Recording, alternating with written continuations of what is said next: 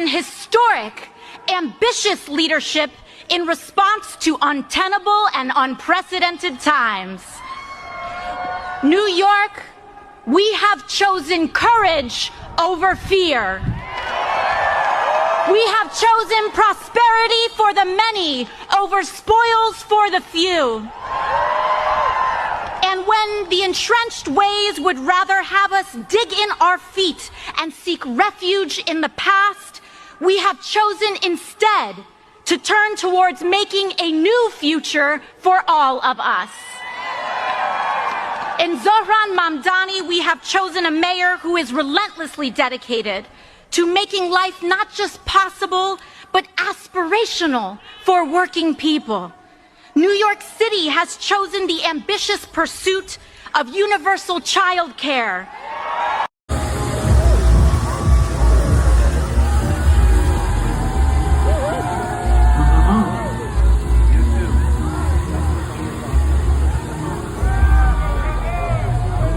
New York. Today begins a new era.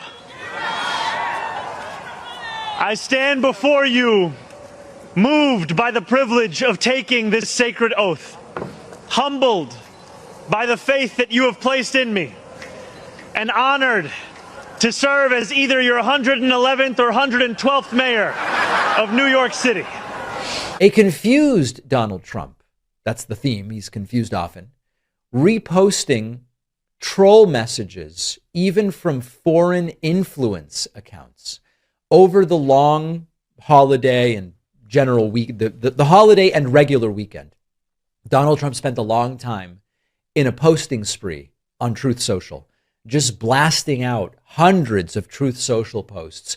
It wasn't really holiday cheer. It was like an unhinged kind of digital spiral. And when you look at it, there's some pretty revealing stuff in there.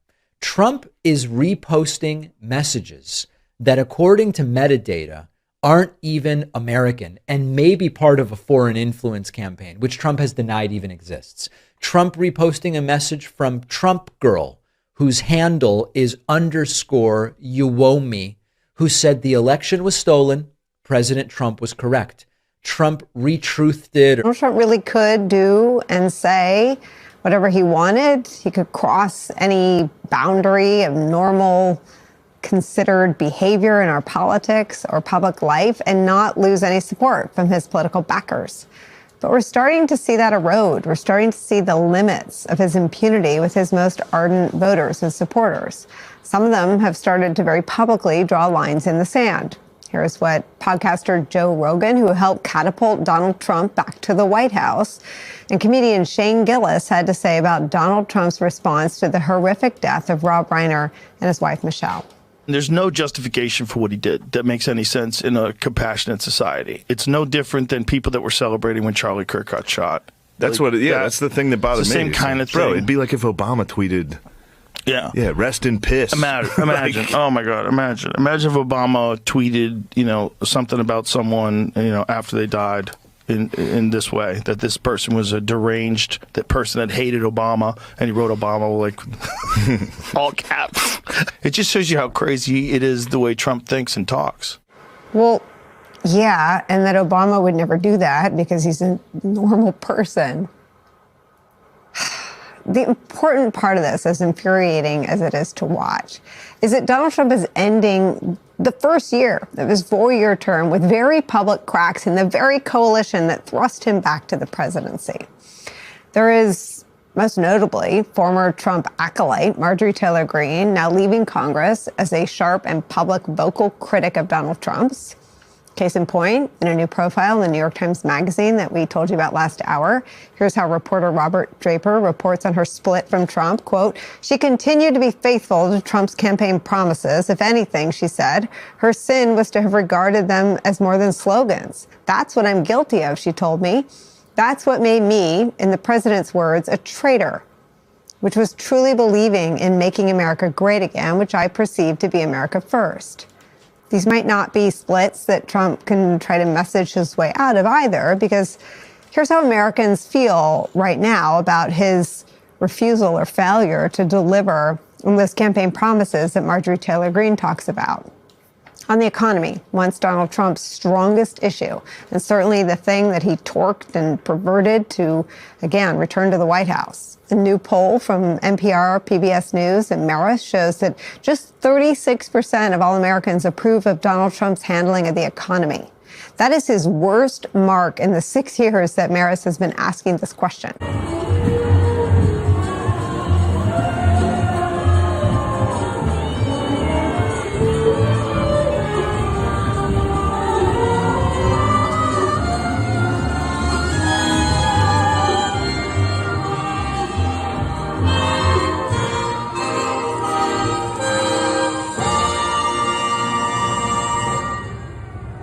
What you see is a visual representation of we have your back, and when you come for one of us, you come for all of us.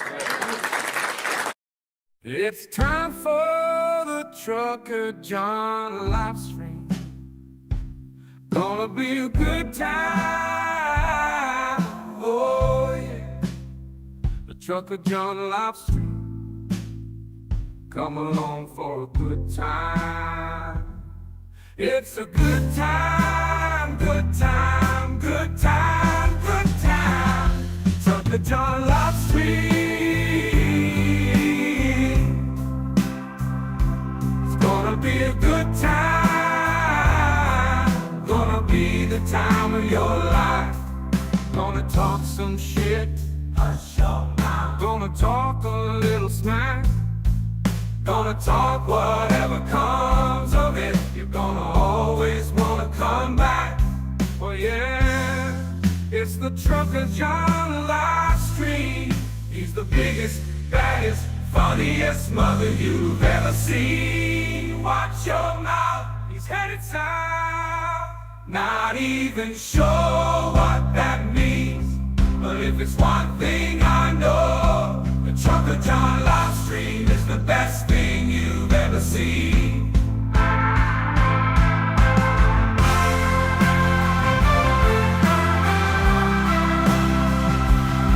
And now, ladies and gentlemen, the moment you've been waiting for. Trucker John.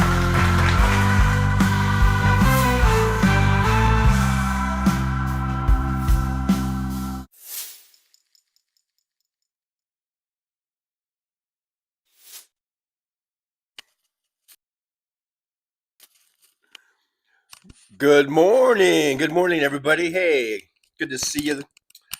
Let's see. It's 11:26 a.m. in the Pacific time zone here in the beautiful outskirts of Las Vegas, out on the outer rim, Boulder Highway. We're looking at 53 degrees this morning, a high of 57, and overnight low of 44.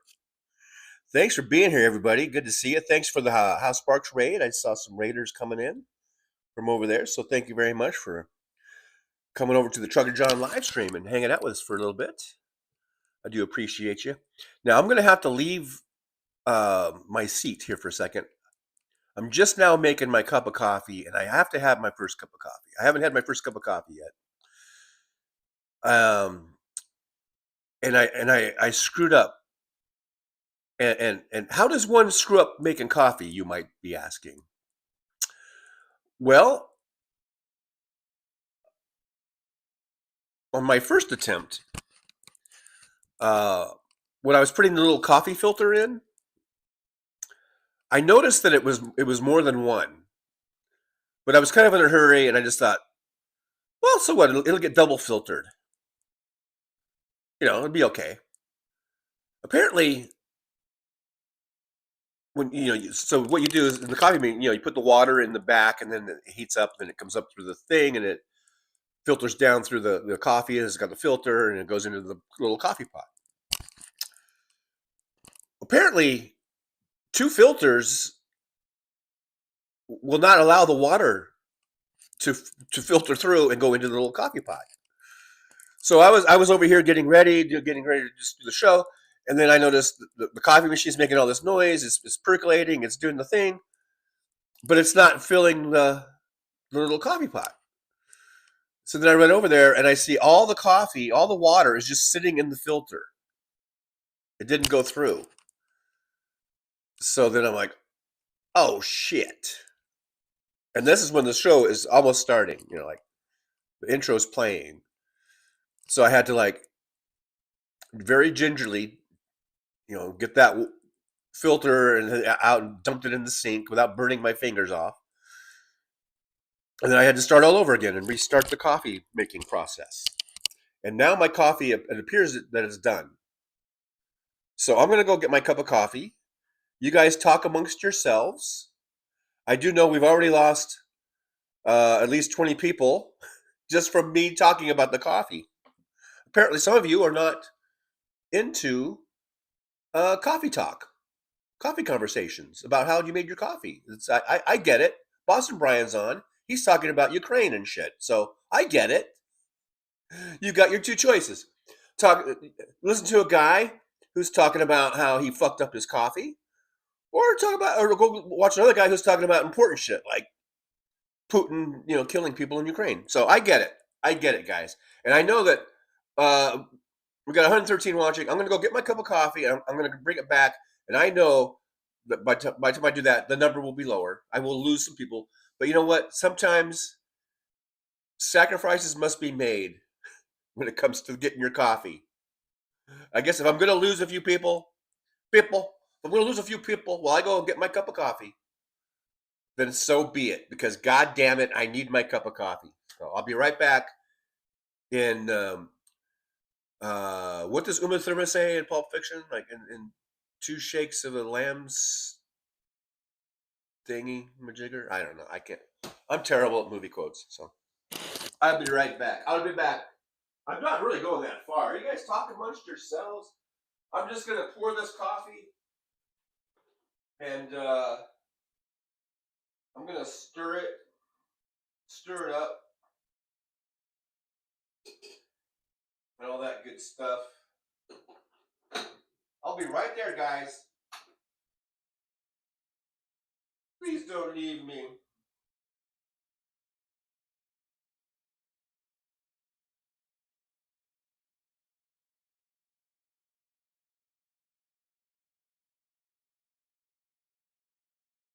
What a mess I've made over here. My little coffee station. I also didn't have time to make breakfast. So I did have some toast. I guess that would be my breakfast. And then for good measure, one of these little pies. Those little snack pies you buy. Anyhow, I'm back. Thanks, guys, for being here. Hey, look at that. We didn't lose too many. I think we lost 2 people. So 2 people. We lost 2 people. Now I'm really going to lose people when you see me start eating. So anyhow, good morning, guys. Second day of the new year. Happy New Year to everyone. I think we're still, you know, early enough in the year that I think we can still say Happy New Year, right? Someone just walked by my window and laughed. And it caught my attention.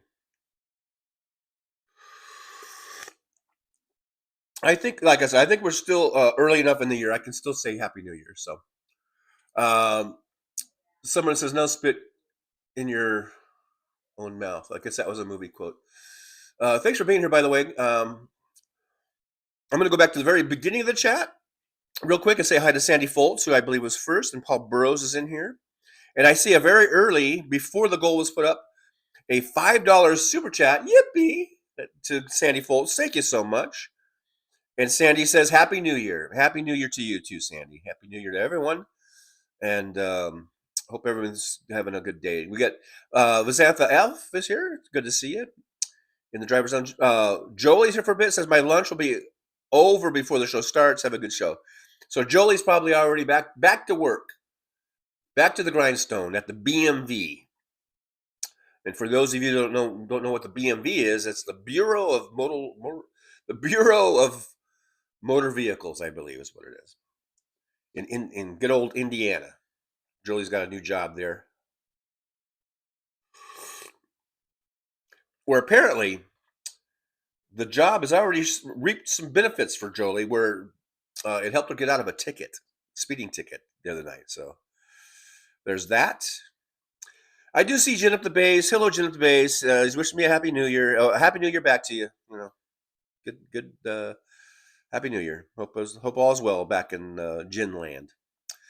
Michael McAndrews is here. Hey, Michael, good to see you from the Upper Peninsula, I believe, and up there in Michigan. Probably getting snowed on and freezing his tuchus. He's freezing off his tuchus. We have a lost tuchus. Patrazi, 1920. Hello, Patrazi. Good to see you. Thanks for coming on in. John Glad's here. Always glad to see John Glad. Always glad to see John Glad. Petrazi, I love chorizo and egg burritos. That sounds delicious. I would love to have one right now. Aaron West is here. Thank you, Aaron. So we got Aaron in the lounge, doing the moderations for me. Is that what it is? Mods for moderation, for moderating, not moderations. It's kind of two different things. Let's see. We got Madam President Piggy is here. Says, "Oh, I've never been a part of a Raider party. Give me all your money." Hey, thanks for coming over on that raid. I do appreciate you. For those of you that came over from House Sparks and with Rob Glenn over there, the Friday AI group, the gang over there. Thanks for popping over here. Vincent Owens came on over, or I think America been calling her a traitor from the beginning.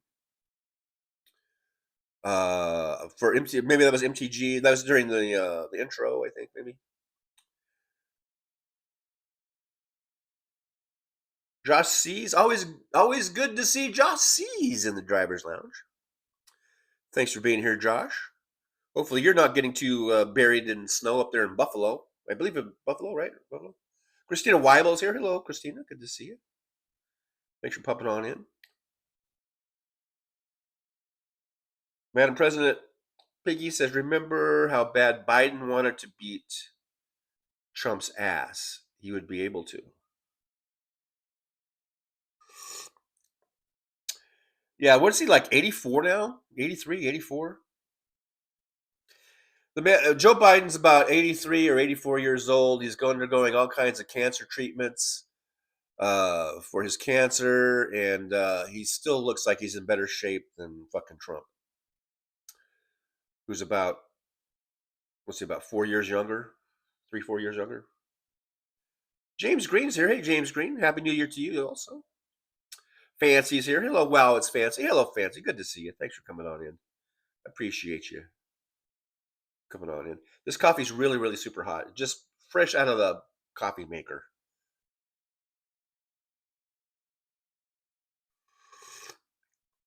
So I have to take little tiny sips. Anna Moore, hey, good morning to Anna Moore. Good to see you. Anna says, welcome, second day of 2026.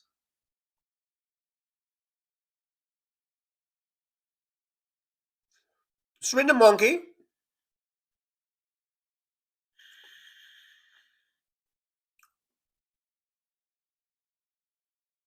Srinda Monkey's in. Hopefully not too drunk. Maybe not drunk enough, I don't know.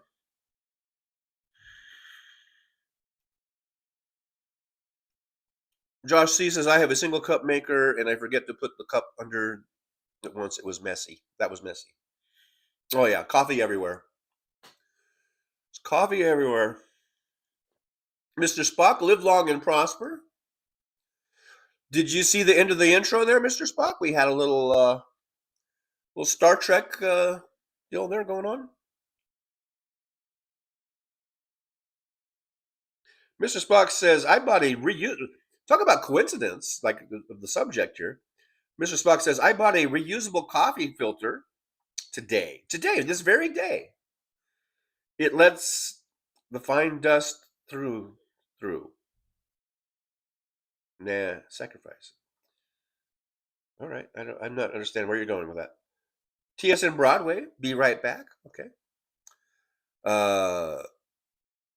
Madam President, Piggy says, Boston Brian is the shit, and you know it.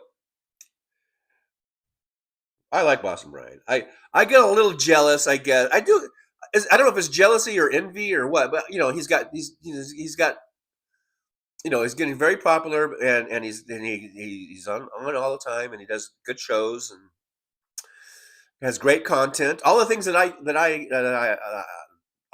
can't do. So I guess I get a little envious or jealous. I don't know. But yeah, Boston Brian's a good guy. Good show. Good content. Hey, look, Dragon, good to see you. Look, Dragon says, dude, you're with family. Okay, thanks. James Green says, nothing says go like a cup of joe. Nothing says go like a cup of joe. We were doing sort of jingles yesterday, like about coffee. If you missed yesterday's show, we were doing almost the same thing. But we're talking about Folgers and was it like put a little cup in the cup? I forget.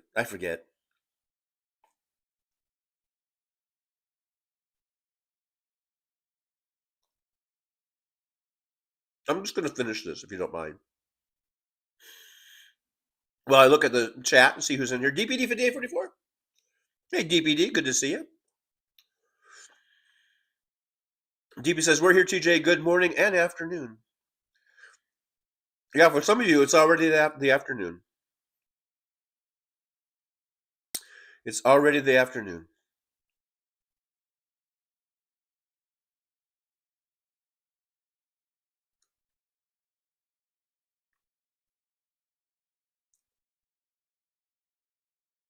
Yeah, I guess Madam President was quoting Family Guy, and I didn't pick up on it. I don't really watch Family Guy that much. I mean, I think, was it Seth MacFarlane who does that? I think it's funny, and I've watched a few episodes here and there over the years. Those cartoons must be just total cash cows for everyone involved because they go on for fucking ever, right? Can you believe, like, The Simpsons? What is The Simpsons like? Over 30 years now or something? Is that crazy? Even like South Park has been at least 25 years, I think. These shows just go on and they make these guys tons of money. But I've seen, I've watched, I've probably watched over the years maybe, I don't know, maybe 10 episodes of Family Guy, maybe. Not that I don't like it. I just it's just something I don't spend time watching. But it's a funny show. Funny show.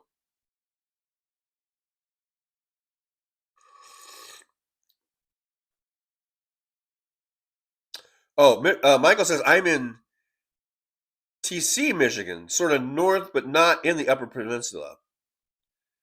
We actually are on a peninsula, on the Lower Peninsula, which is not the Upper Peninsula. Someday I'll get it straight, Michael. Someday I'll get which peninsula you're on. I'll get it straight. And I don't know. I don't even remember what TC means. Hey, Suzanne Forsepi's here. I watch AI kitty videos. It sounds like we're in some sort of group therapy or something. I watch AI kitty videos. I watch Family Guy. I drink beer for breakfast. I don't know.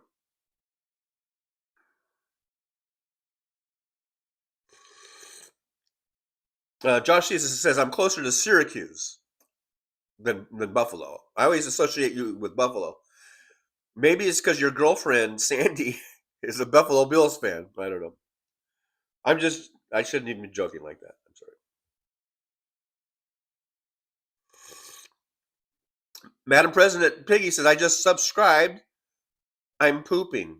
Just kidding. Well, thank you for the subscription. I appreciate it. We need subscribers. Trying to be as big and famous as Boston Brian someday. And so I appreciate the subscription. We're up to like 4,200. I was at 4,272 the other day. Now we're down to like 4,269. I don't know what happens to people. I don't know what I do to make people actually go, you know what? I'm going to unsubscribe from that motherfucker. Other than Jim the Bates, I understand that. But when you said I'm pooping, I automatically flash back to what is the insult dog? What was his name? And he goes, for me to poop on. So that's where my mind went for some reason. Barbara Nicholas is in Buffalo. There we go. Barbara's in Buffalo. Josh is in Syracuse. Sandy's in Niagara Falls. Okay, I'm going to get you guys straight.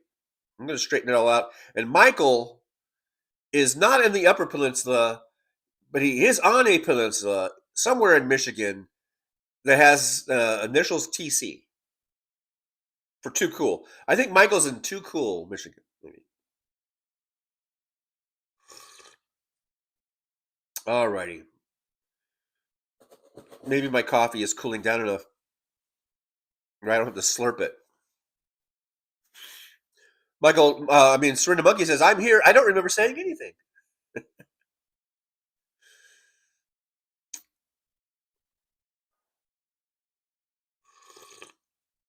Mr. Spock, what? I got to replay that part? If you want to. It was just a Rose Bowl parade float that they had the Enterprise. And they were playing the Star Trek theme. And so... Mr. Spock says, and then TJ was talking about sacrifice, so I slid it in. I have no idea what that's about. DPD, I probably should have wore a mask last night. I think someone gave me a cold or something. There was this little kid in the back seat who was like coughing and sneezing and being gross, and the whole time, of course, I'm driving my cab and I'm going, that little motherfucker better not get me sick. And I think he got me sick. And DPD's going, I told you to wear a mask.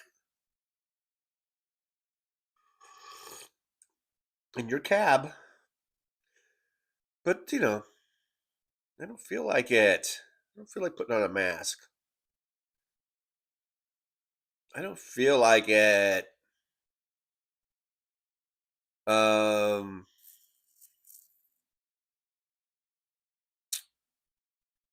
Sort of Monkey, I'm really sorry to hear about that. He says, Sort of Monkey says his little sister passed this morning from cancer. I'm so sad. I'm so sorry to hear that. That is got to be, just the most awful, worst thing. So I'm my condolences to you, Surrender Monkey, and to your family and everything. So sorry to hear about that. So sorry that it happened.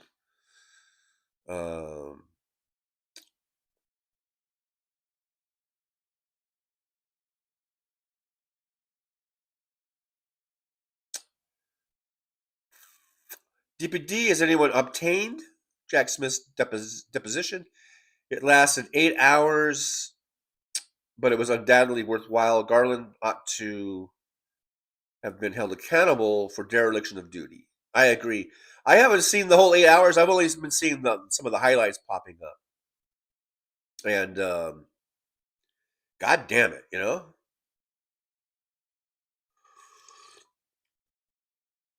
But it all needs to come out one way or another. And Trump's, his favorability polling and everything keeps going down and down and down. If nothing else, we'll drum him out one way or another. But Trump needs to go away, and it's just a damn shame. Yet, like you say, that Merrick Garland was such a piece of shit, worthless fucking milquetoast. Out of all the words, I could cuss and cuss and cuss and cuss about him, but I think out of all the words, maybe the one that's most appropriate about Merrick Garland is worthless. He was worthless.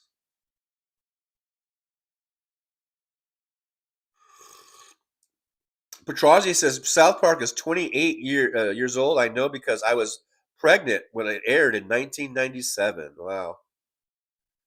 Hey, so was my baby mama. My baby mama was pregnant in 1997 because my son was born in 1997. So look at there. Look at there. We got some stuff in common. Look, Dragon says, I've had a cold since Christmas night and it still hasn't fully gone away. I'm wondering if it might have been COVID. Well, I don't go take a test. They still have COVID tests, don't they? Somewhere around. Madam President, Piggy says, if the shows have nuggets of wisdom hidden in them, that's all that matters. And Family Guy definitely gets it. Yeah, I'm not criticizing or putting down Family Guy. I just haven't really watched that many. But the ones I've watched, I think, are pretty hilarious. And you know what I mean? Madam President, Piggy says beer has trace amounts of protein, carbs, and fat, all three essential nutrients. There you go. You're just you're getting some stuff checked off on your nutrient needs. Comedy Mothership. For me to poop on, yeah, that was the insult dog. Oh, the Rock and Roll Hall of Fame. Anna Moore says, did anyone watch the Rock and Roll Hall of Fame last night? I did not. I didn't even know it was on. Well, I was working, but yeah. We were talking about Joe Cocker. He was one of the artists inducted into the class of 2025.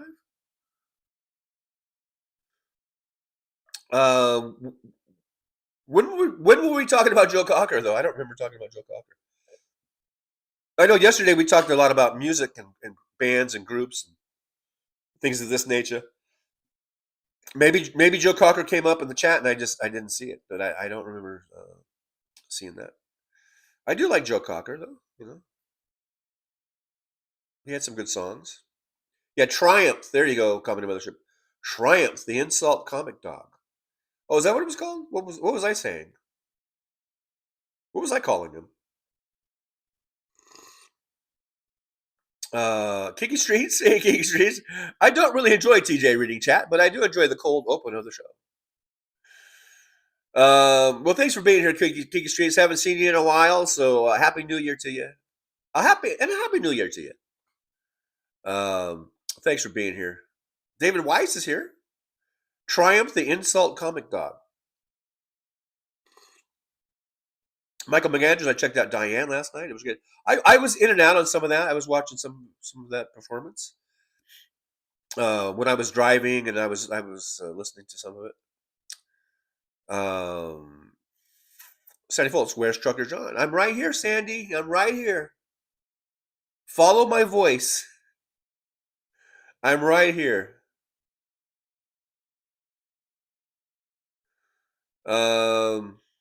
I'm right here. Anna says, I saw a post, but have you not watched it? But I've not watched it yet. It's 8 hours long. I will have to see it in intervals between the Epstein files and deposition. He should be done. He should be. He should have been done on the fucking Access Hollywood tape. But, woulda, coulda, shoulda, right? I mean, that should have been it. Fucking 10 years ago. Over 10 years ago now. So, I'll believe it when I see it. We keep talking about this is it. He's done. He's done for. No more Trump. This is going to do it. The motherfucker's like a cockroach, man.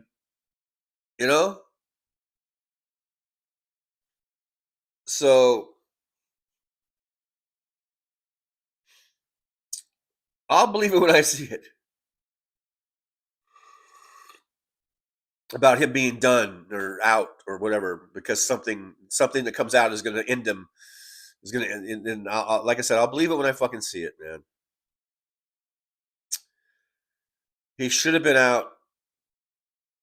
His political aspirations for president and for anything else should have been snuffed right then and there when the fucking Access Hollywood tape came out. But thanks to a lot of propping up, mainly by Fox News at the time, I would say, where they gave him billions of dollars in worth of free publicity, they were able to overcome that.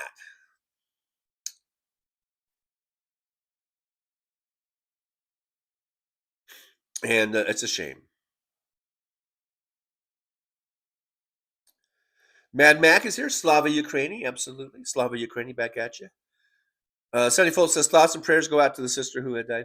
Yeah, to Surrender Monkeys, absolutely. Let's send our positive thoughts of love to Surrender Monkey family.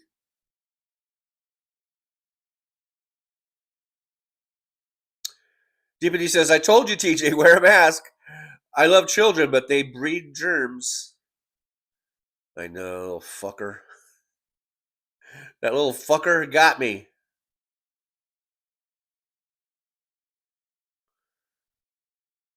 Sandy Foltz, my daughter was born in 1990, my son in 1994.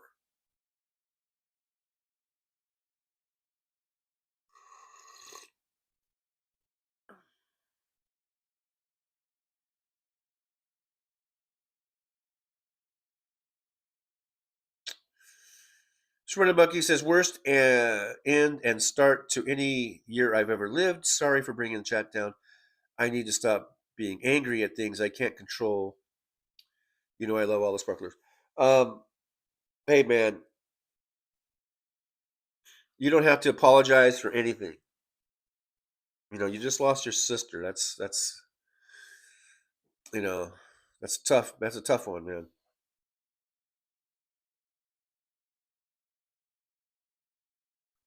It's a tough one.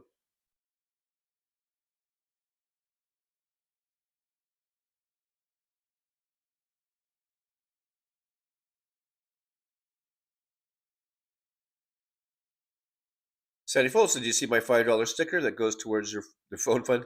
Yes, Sandy, I did, and I mentioned it. I gave you a yippee. Maybe you weren't on yet. Maybe you were doing something else.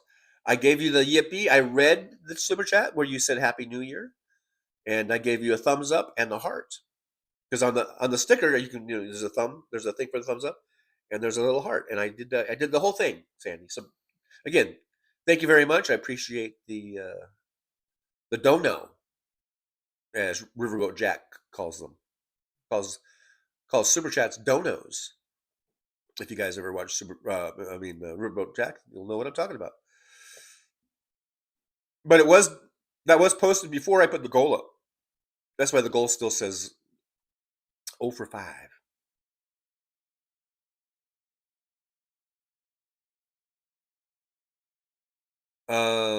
Luck Dragon says John Belushi doing Joe Cocker on Saturday Night Live might be the first time anybody has mimicked another artist on television. Laughing out loud. I don't know. I'm not sure why you even bring those type of questions up, because I know, is that rhetorical or what? I don't know. DPD says even cockroaches get squashed every once in a while. Yeah, well, like I said, I'll believe it when I see it. I will believe it when I see it. With regard to Trump.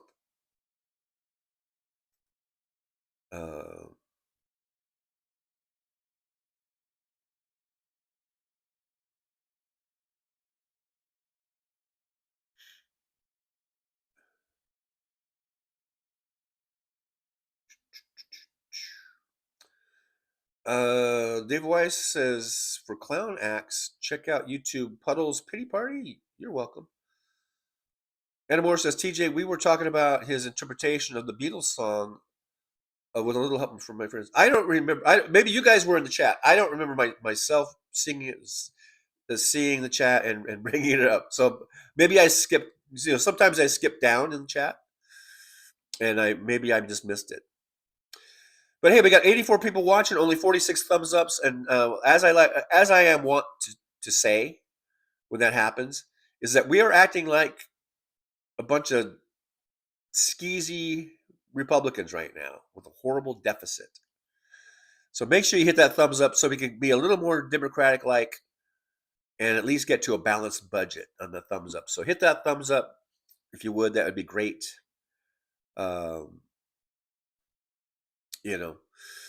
But yeah, I don't remember. I must have skipped that part of the chat, Anamore, about his interpretation of Joe Cocker's interpretation of the Beatles song "With a Little Help from My Friends," which I think was a great interpretation. Did a great job on that, and it's probably other than some songs he had later when he did like those movie soundtrack songs. That might have been his biggest song. You know, that cover of the Beatles. Mad Max says if it weren't for that psychotic devil cult with Satan worshippers created along with faux entertainment of right-wing propaganda, the Orange Pedo would be behind bars with Russia mafia coming for him. Ooh, yeah. Yeah, he's probably so deep in debt to the Russian mafia, which is basically led by Vladimir Putin. Putin is just really running a kind of a mafia state. They're certainly not democratic. They're certainly not really even capitalists. It's just they're just a crime nation. They're led by Putin is basically just a criminal, and probably all of the Russian mafia, they still probably answer to him.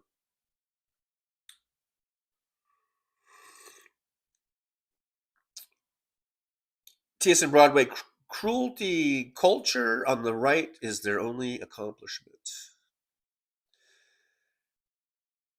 I just keep shaking my head. I can't shake my head enough. Thinking about all the things that Trump does and this administration does, and it's so unnecessary. These are wounds that we're suffering that they're self-inflicted, and by self-inflicted I mean it's by Trump. I mean, it's not that we're doing it. I mean, I guess collectively we could say we're doing it because not enough of us voted to get Kamala Harris in there. And I keep hearing Major Ojeda has brought it up. I think Hal Sparks brought it up today about how there might be evidence. This evidence might be coming out, or about the 2024 election. It was cheating and stuff. Show me the goddamn evidence. I'm so sick and tired of hearing maybe there was, maybe there's this, maybe it was. I have sneaking suspicions. I've got suspicions. If they're going to bring it up, if Hal Sparks and Major Ojeda and whomever else is going to bring it up, stop bringing it up unless you can show me the fucking evidence. I want the evidence. Otherwise, it's just meaningless to keep bringing it up. Show me the goddamn evidence. And at least maybe it won't get Trump out of office because just the way of our Constitution is written and the way things are. But at least maybe we can get Elon Musk in fucking prison. And maybe some of Trump's underlings can go to prison, like Stephen Miller or shit. Give me the fucking evidence. Talk is cheap. So don't even bring up any. I don't want Hal Sparks or Major Ojeda to even bring up anything about the 2024 election being stolen unless you can show me the goddamn evidence. From now on, new rule. We don't talk about it unless you have the fucking evidence. That's the new rule. Unless I'm talking about it. Then disregard the new rule.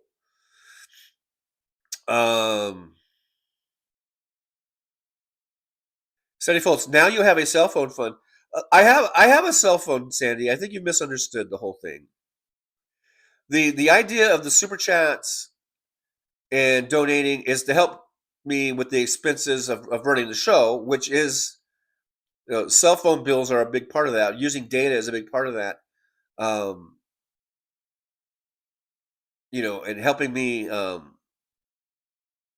to take the time to make the intros and to do the show. I have my phone. My phone is. I have this. I'm using the phone that I'm doing the show on is my iPhone 14. It's not new. I just paid it off. My daughter just paid it off for me. I don't know if you missed the whole story about my daughter. She came through for me. She got my bill caught up. And the final payments of my phone were wrapped into that bill. So now that bill is paid off. We left AT&T. We got out of there, and now I'm on Visible, which is, I guess, by Verizon. So I basically dropped my bill from about $300 a month down to 30 or I think $20 a month. Yeah, $19.99. And so far it seems to be working out pretty well. So whatever donations anyone gives, it's just out of the goodness of your heart, and I appreciate it. And it just goes to helping me in a general sense, I guess, of being able to do this show, to put the time in to do the show, and whatever other expenses that go along with it. So I appreciate, and I greatly appreciate, donating financially is not a requirement whatsoever, but it is greatly appreciated whenever someone does it. So I do appreciate it. Like I've always said, other great ways of helping the show out is by liking, subscribing, and sharing the show, getting us to grow in our subscription numbers, and subscriptions are completely free. But thank you, Sandy. I do appreciate the $5 super chat. Madam President Piggy says that would be a milestone in TV. I'm pretty sure that's true. What did I must have missed something. I'm totally mid-thread on that. Not sure what that was about. Mr. Spock says 420 alert. Mr. Spock always on that 420. Madam President says folks are going to automatically think of Belushi anytime someone mentions Joe Cocker too. Yeah, the whole joke. Maybe that was the milestone in TV was when I guess Belushi and Cocker were on Saturday Night Live, and they were side by side because Belushi had been doing. That was one of his well-known impersonations, even before Cocker came on. So then when Cocker came on as a guest on the show, then Belushi came out and was doing Cocker, while Cocker was being Cocker. And it seems weird just to say Cocker instead of Joe Cocker. Anyhow, Tim Roth is here, administered. Thumbs up to the minister. Thank you, Tim Roth, for giving me that thumbs up. The number did go up a little bit there, so appreciate that. Mrs. Spock, I like Richard Harris singing in MacArthur Park. Okay. Yeah. I remember that song. Look, Dragon, anytime anyone mentions Joe Cocker, I automatically go to Woodstock. Yeah, there's the lyric I was trying to think of. Thank you for putting that in there, Mr. Spock, because I was blanking on the lyric. Because someone left my cake out in the rain. What the fuck? Could be heavily a heavy metaphor littered song there, maybe. Comedy Mothership, aiming to that. Show the evidence. I want the evidence. Enough of this talk of, yeah, I think there's this, I think there's that, I think blah, blah, blah. Let's see the goddamn evidence and just start locking up some people then.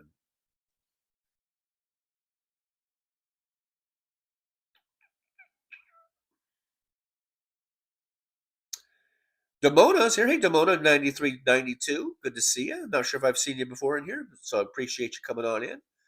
Damona says they will be going to prison, his minions.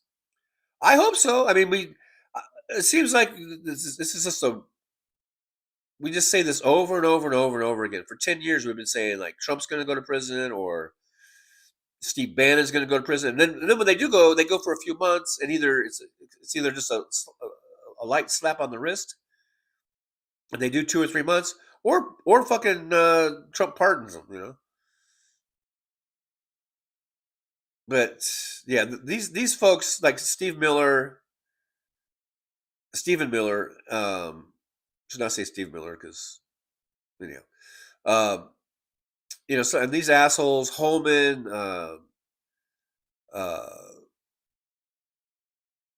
Christy Noem, they should be doing some serious time. They should be doing like a decade or two in a fucking hardcore prison, and none of that fucking jizz face Maxwell, Club Fed shit. It should be like Leavenworth or something, you know.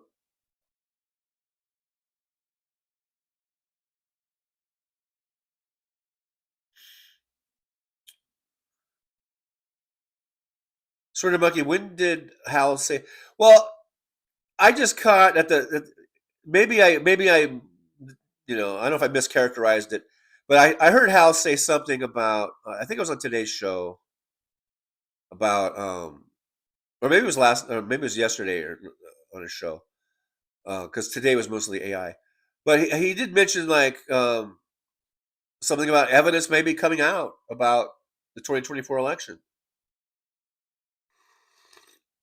No, I think it was today at the end of today's show, because he was saying how he was right about stuff.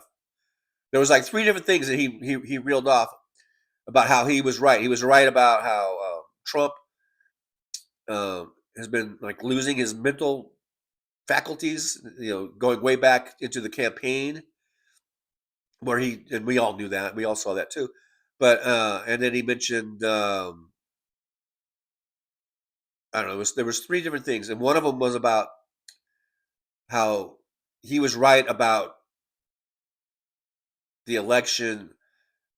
I don't know if he didn't say, I don't know if he used the word stolen, but about how, something about the vote counting or whatever, and that he was right about that. But still, I haven't seen. Can you please show me what is being, what is making you feel that way? What's coming out? And there must be some court case or something. Could you please cite the court that this is in, and so we can follow it and see what kind of evidence they're producing to the court, if it's in court? But Surrender Monkey, at the end of today's show, towards the end, Hal was, and look, I love Hal, guys. I mean, I don't mind it sound like I'm bashing Hal. You know me. I love Hal. I'm just saying, come on, man. Where's the evidence? Where is this? If we're getting close to seeing this evidence or whatever, people are saying I was right when I said the evidence.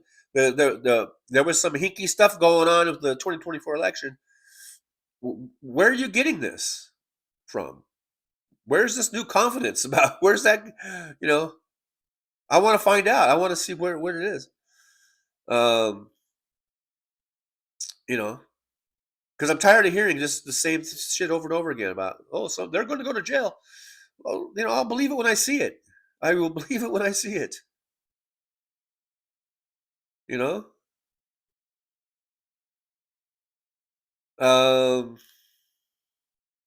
Look, Dragon says, okay, Trucker, here's where I want you to be honest. Do you want the Niners to beat Seattle, or do you want Seattle to win, and why?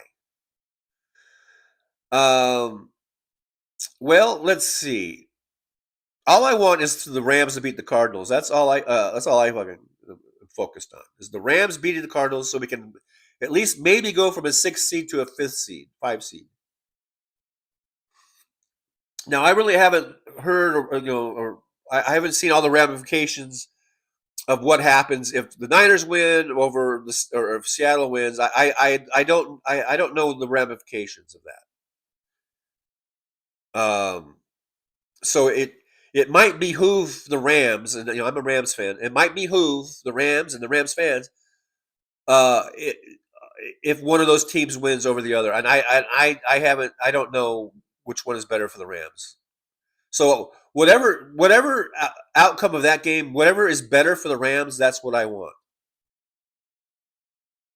I have no love for either one of those teams. the Niners or Seahawks. I don't like either team. They are certainly division rivals and foes of the Rams. But whatever's going to lead to helping the Rams out, that's what I want. Aaron is at the bank. Lots of people there today.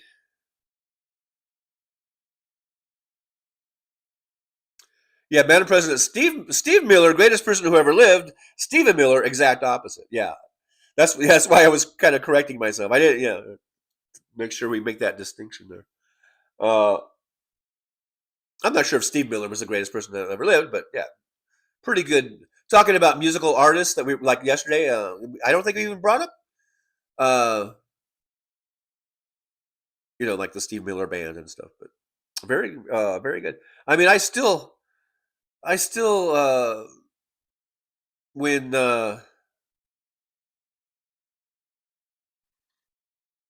like when the Joker comes on, I still got, it kind of brings me back to a time of my youth.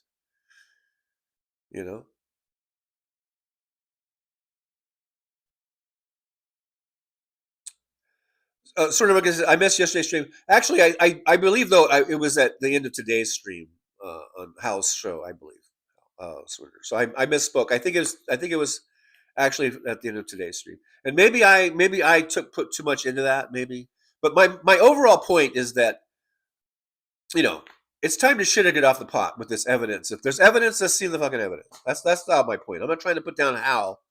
My greater point is about talking about this 2024 election, and if it was stolen, or if there were counts, if there were votes, if there are Democratic votes that weren't counted. Major Ojeda is always talking about how these swing states going into the night, I guess on election night, I guess Kamala Harris had 10-point leads in all these swing states, and then she ended up losing them all, and so okay, yeah, that's sus. That's sus. But if you're saying that it's going to be proven that the election was stolen and that people are going to go to jail or whatever, let me see where's the evidence. I don't even want to talk about it unless you got the evidence. That's all I'm saying. That's all I'm saying. Madam Press says, well, they officially filed a lawsuit in Pennsylvania. There were lawsuits. I remember covering on my show here a couple of lawsuits that were filed in New York State, that never went anywhere. They didn't go anywhere, and everyone was like, "Oh, this is going to be it. This is going to be the smoking gun." And then nothing ever came out of it. So I don't know.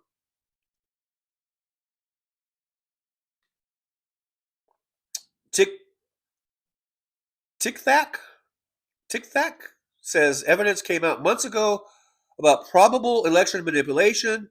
Why weren't you listening then? I was listening then. Jessica Denson isn't capable of bringing a multi-million-dollar criminal case against anyone. I just mentioned the New York State case. Okay, if there was evidence, then apparently the evidence wasn't good enough to do anything, because I don't think anything has been done. I don't think anyone's been convicted of any crimes, of any election fraud crimes. Has there? Other than that one gal in Colorado who Trump wants to pardon, but he can't because she was convicted on state crimes, state charges. But what I don't know if there were any votes that were actually changed because of what she did. Actually, so it's kind of a different thing, kind of a different issue. And look, I'm not trying to be argumentative or I think we're all on the same side here. I'm just saying I want to, I'm tired of all this. It's going to happen. It's going to happen, folks. It's going to happen, and it never fucking happens.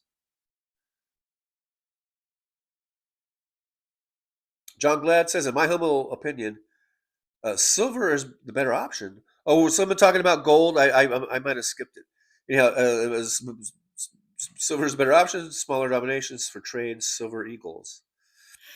Okay, well, just know that I'm not a economic or investment expert. So anything you hear on this show, take it with a grain of salt, I guess.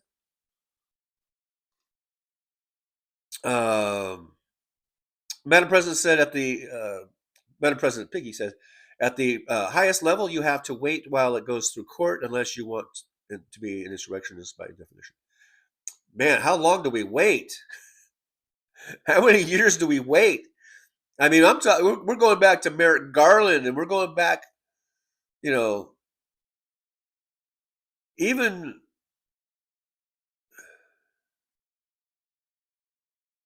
before Trump was even president, he should have been in fucking prison. But I know, woulda, shoulda, coulda.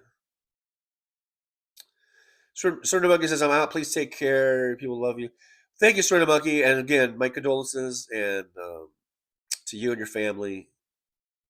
And I know it's a tough time. It's a really tough time. So sending my whatever positive and uplifting thoughts and care I can send to you, magically through my magic wavelength. I don't mean to laugh about that, but yeah. I mean, what do you say other than it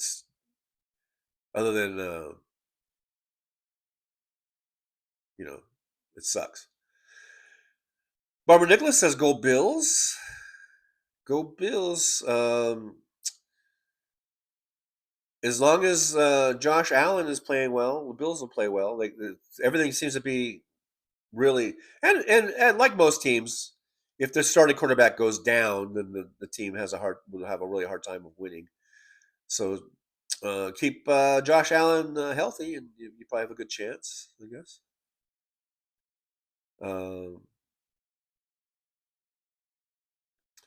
Mad Max says, TJ, we have suggested that you look to the website of Election Truth Alliance. They have overwhelming evidence of cheating by the right. Also, the podcaster Jennifer Denson showed how it is done. Is it Jennifer Denson? Someone else just mentioned Denson. Was it? Who was it? I just read it. Jessica Denson. Yeah, I think it's Jessica Denson. I don't know. I think she's the one. I think she's the one that got my hopes all up about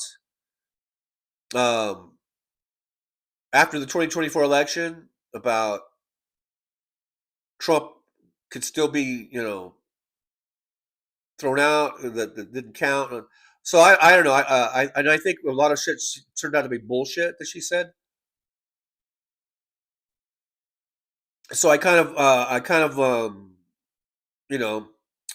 I've lost a little trust in whatever she might say. I don't know. I think she might be just trying to get clicks or something. It might be clickbaiting us. I don't know. Or she's just delusional, maybe. I don't know.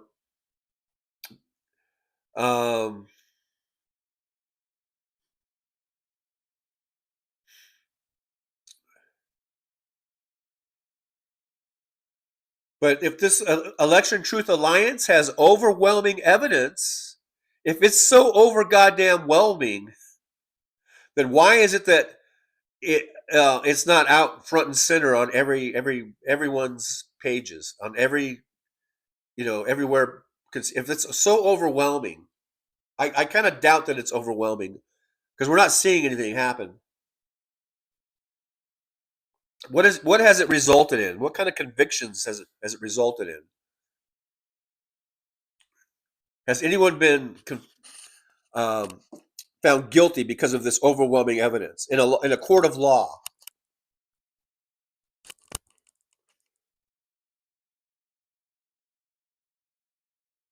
And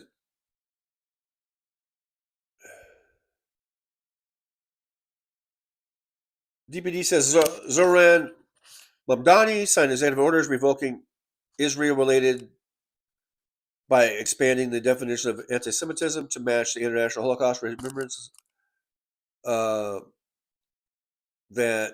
criticizes Israel as being anti-Semitic. So right out of the gate, Mom Donnie is getting right in it, getting right into the thick of it.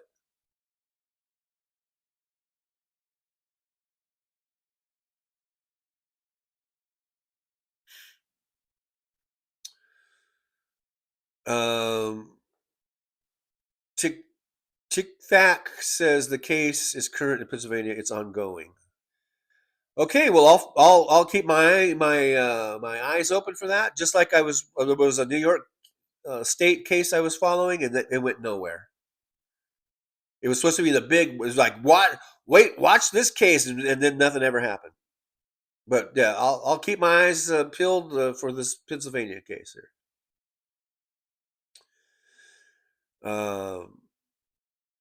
Salt and Grease says, "Happy Turn Blue New Year." Absolutely, we're gonna have a big giant blue nami come next November. Madam President Piggy says the admission from Musk and Trump from their own mouths, it's just a slow court process thing. The very thing their side bitches about is the only thing protecting them, fairness.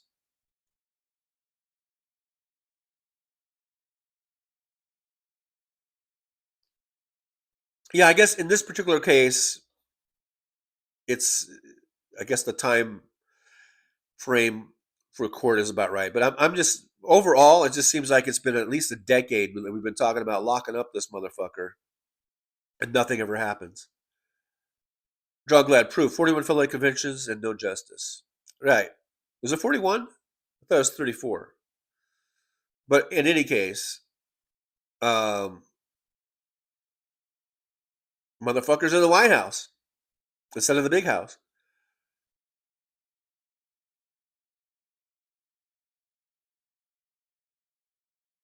Madam President Piggy says that was a sarcastic fairness. Two-tier justice system couldn't be more obvious.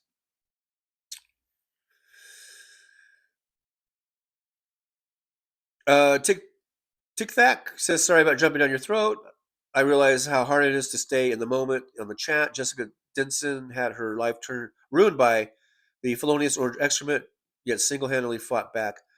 I might be thinking of the wrong person when I was talking about the clickbait. I don't know. I might be confusing her with someone else. And you didn't jump down my throat. We can have conversations, and we can get a little bit heated, and we don't have to be, all completely, in agreement. We can have our disagreements. I don't mind having a disagreement, but because I think at the end of the day, I think we're mainly on the same side. I think we're in this chat where I think most of us we want justice, and I think we don't agree with the policies certainly of Donald Trump or the Republican Party. I think most of us, I don't mean to speak for anyone, but I think we're mostly on the same page here. So we can have some disagreements. We don't have to be, all, lovey-dovey. You know what I mean?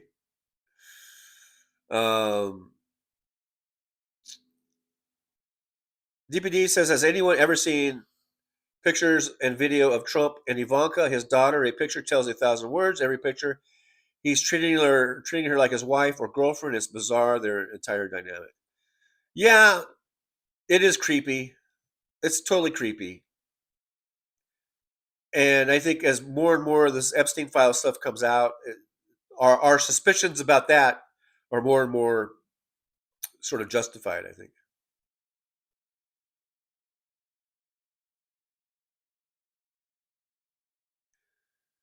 Sandy Phil says, TJ, too bad you can't zoom on here where you can see people to talk with. For one thing, I don't like Zoom calls. I really don't like those. I've done it a couple times where people have these Zoom things. It's just too frenetic for me. I don't like Zoom deals. Mad Max says they want to make a new US dollar coin. I call it the pedophile coin. They want it to have his fugly head on both sides. On both sides. They should put his big, ugly, diaper-clad ass on the other side, on the tail side. Tic Tac says, "Hey, by the way, is your logo a pastiche of the old International Harvester trademark?" I don't think so. I didn't mean it that way. I didn't plan it that way. Actually, but I guess I don't even know what what that looks like. International Harvester. I'm trying to remember. Wasn't international? Isn't it sort of like an H, and then there's like an I in the middle of the H? So I don't really see that with my thing there. But anyhow, I guess answer is no. Anna Moore says Bernie Sanders swore in the new mayor of New York City. Yeah, I saw that. I did see that. Did I have that on my? I didn't have that on the intro, did I?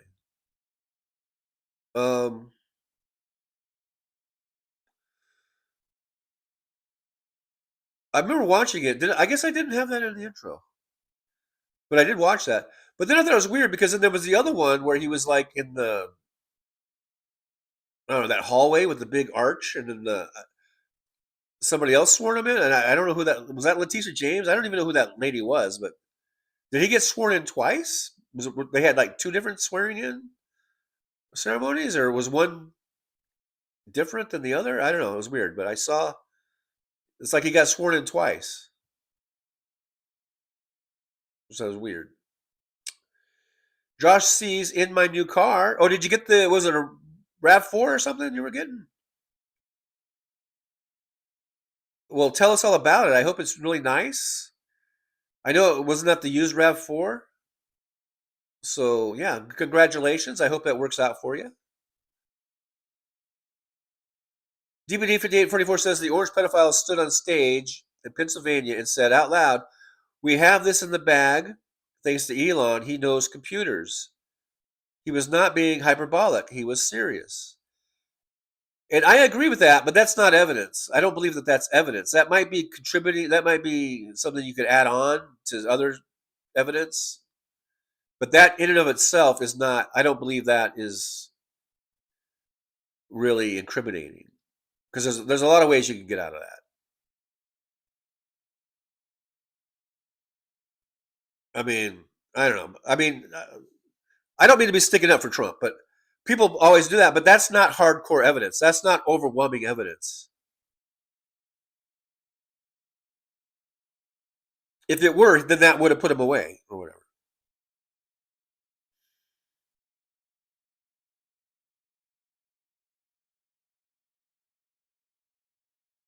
But it does lead one down, I guess, the right path to look into those computers and look into Elon Musk. And that's where investigators have gone. And I understand that they might not be able to just show all this evidence and it's going to go to court, but I don't know, give us something. Tic Tac says, think 1950s trademark, not logos on tractors. Well, okay. I mean, I haven't really studied the 1950s trademarks. So,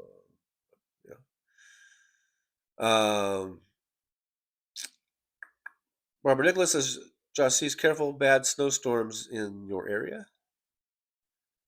Hey, Elizabeth Fernandez is here. Hey, Elizabeth, good to see you. Thanks for popping on in. I do appreciate you coming in. Says, I'm here for you, Trucker John, and I'll be here for you till the end of your show. Thank you, Elizabeth. I appreciate that.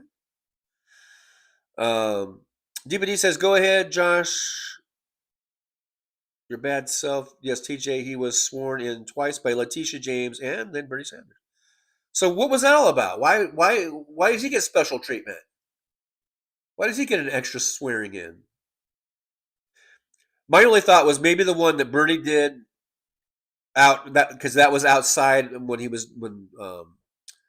Mamdani did his speech, Maybe that was more ceremonial. And then maybe the one that Letitia did was more like official, maybe. I don't know. Because she's the what? This is like the New York AG, right? And Bernie is just he's a senator, but he has nothing to do with New York. So I was just thinking that maybe that was a ceremonial thing, to do in front of the crowd and everything. And the other one was obviously, well, there was some people there because they applauded, but it was like off in some weird place. I don't know. It looked like it was in a Subway or something. Not a Subway sandwich shop, but like an actual Subway. There was some sort of New York thing. Maybe that was City Hall. Maybe that was in the inner bowels of City Hall. That's probably what it was. And that was the official swearing in.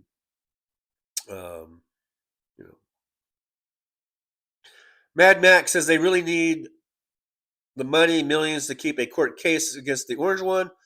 Look what he has always done, worn down opponents that could no longer afford court fees. Now he has government money. I guess that's true, Mad Mac.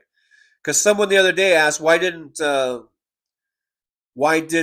Kamala Harris, take it to court and all that stuff, and then someone said because she didn't have the money. It just seems like there's ACLU, there's organizations. For Christ's sake, Kamala Harris is a fucking lawyer. I mean, handle your own case then, or whatever. I don't know.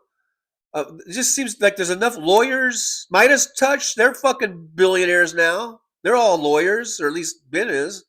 I mean, it seems like there could be some consortium, some group to get together. They could pull their money together, pull their resources together. If they really fucking cared about this shit, if there really was this overwhelming evidence, it just seems to me that there's enough people that are in the law and that are lawyers and they have the money and they can at least, if they don't want to handle the case themselves, if Ben Meiselas doesn't want to handle the case himself, because I don't know, I think he's in California now and he's probably not licensed, to be a lawyer in these places. But there's enough people, enough knowledgeable people in the law, it seems to me, and that we could get, or they could get the money together, form a group, consortium, or whatever you want to call it. If it's that, if the evidence is that overwhelming, they feel that strongly about it, it seems like the money thing could be solved. Some of them can work pro bono, some of them can, whatever. If it's that important of an issue, which I think it is. Brooklyn SJU, New York. You have to say it twice. That's right, because it's New York City, not New York State. When we're talking about the mayor of New York. New York, my kind of town. It is, yeah. I just butchered that song. Sandy Folks wants to know, Josh, what kind of new car did you get? Yeah, was I right? Was I wrong? What was it? DPD says the first time he was sworn in more of a intimate gathering with Bernie and AOC, it was more of a street party celebration. They only invited 20 people. There was more than 20 people. There was way more than 20 people at the outdoor one with Bernie and AOC. There was like thousands of people. Are you talking about the Letitia James one? That was the more intimate one.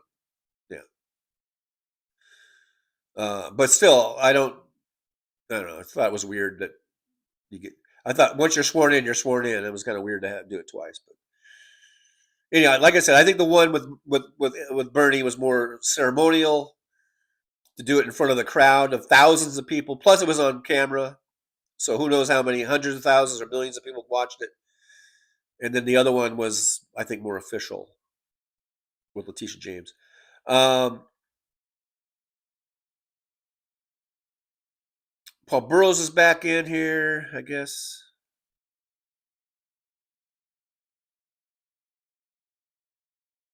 DPD says Ben no longer practices law. He's now a law professor. Like I said, still they could form a group. They could hire. They've got plenty of money. And I'm not saying put it all on Midas Touch or on Bid Mycellus, but they have whole groups of lawyers, lawyer contacts.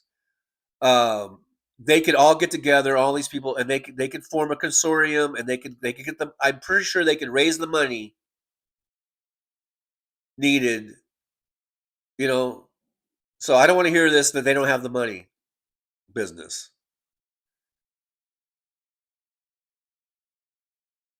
Work pro bono, for God's sakes, if it's such an important cause. We're talking about our democracy. We're talking about saving our country.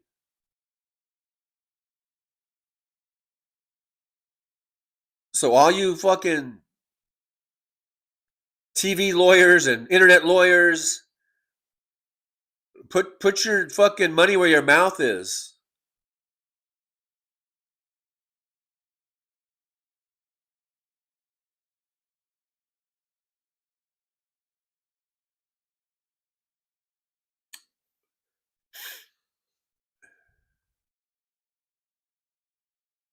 Barbara Nicholas' first swearing in was at midnight. Formal second was public viewing.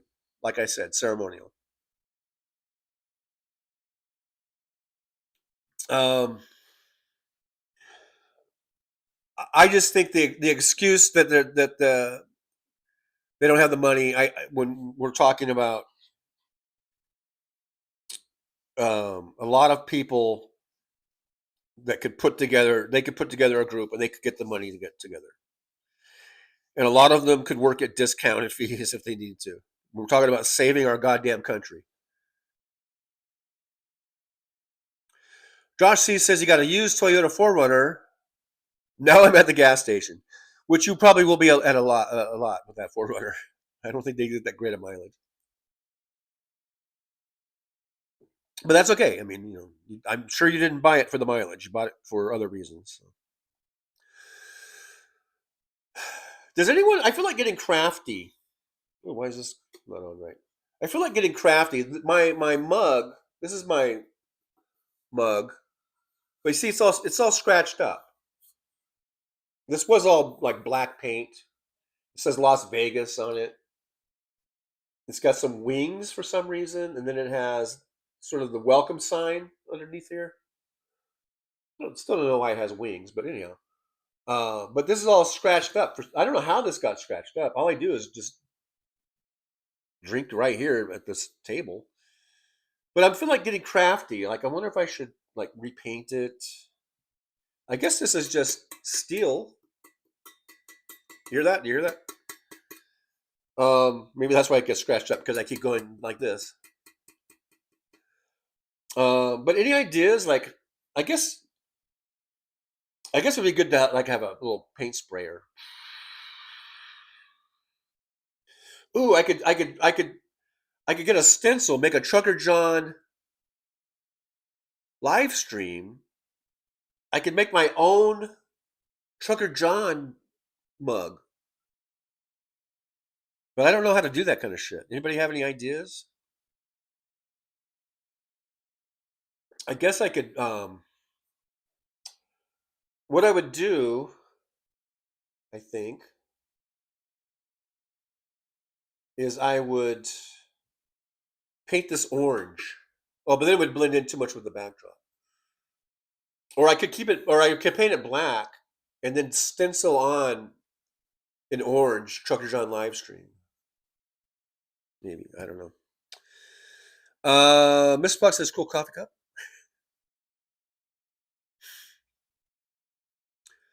DPD says the bigger question should be, why are the billionaires building bunkers? What the fuck is really going on? And why did Peter Thiel pull all of his money out of AI? This is the first I'm hearing about the AI. As far as bunkers, the only thing I know about is they're saying they're building a bunker under the ballroom at the White House. I haven't heard about there being a trend of billionaires building bunkers. This is the first time I'm hearing of it. Mad Max says the DOJ is corrupt, SCOTUS is corrupt, the FBI is corrupt. Maybe they are all waiting until there is honest law again before bringing a case which couldn't get retried when it loses with corrupt court. Well, the lower courts have been doing a pretty decent job.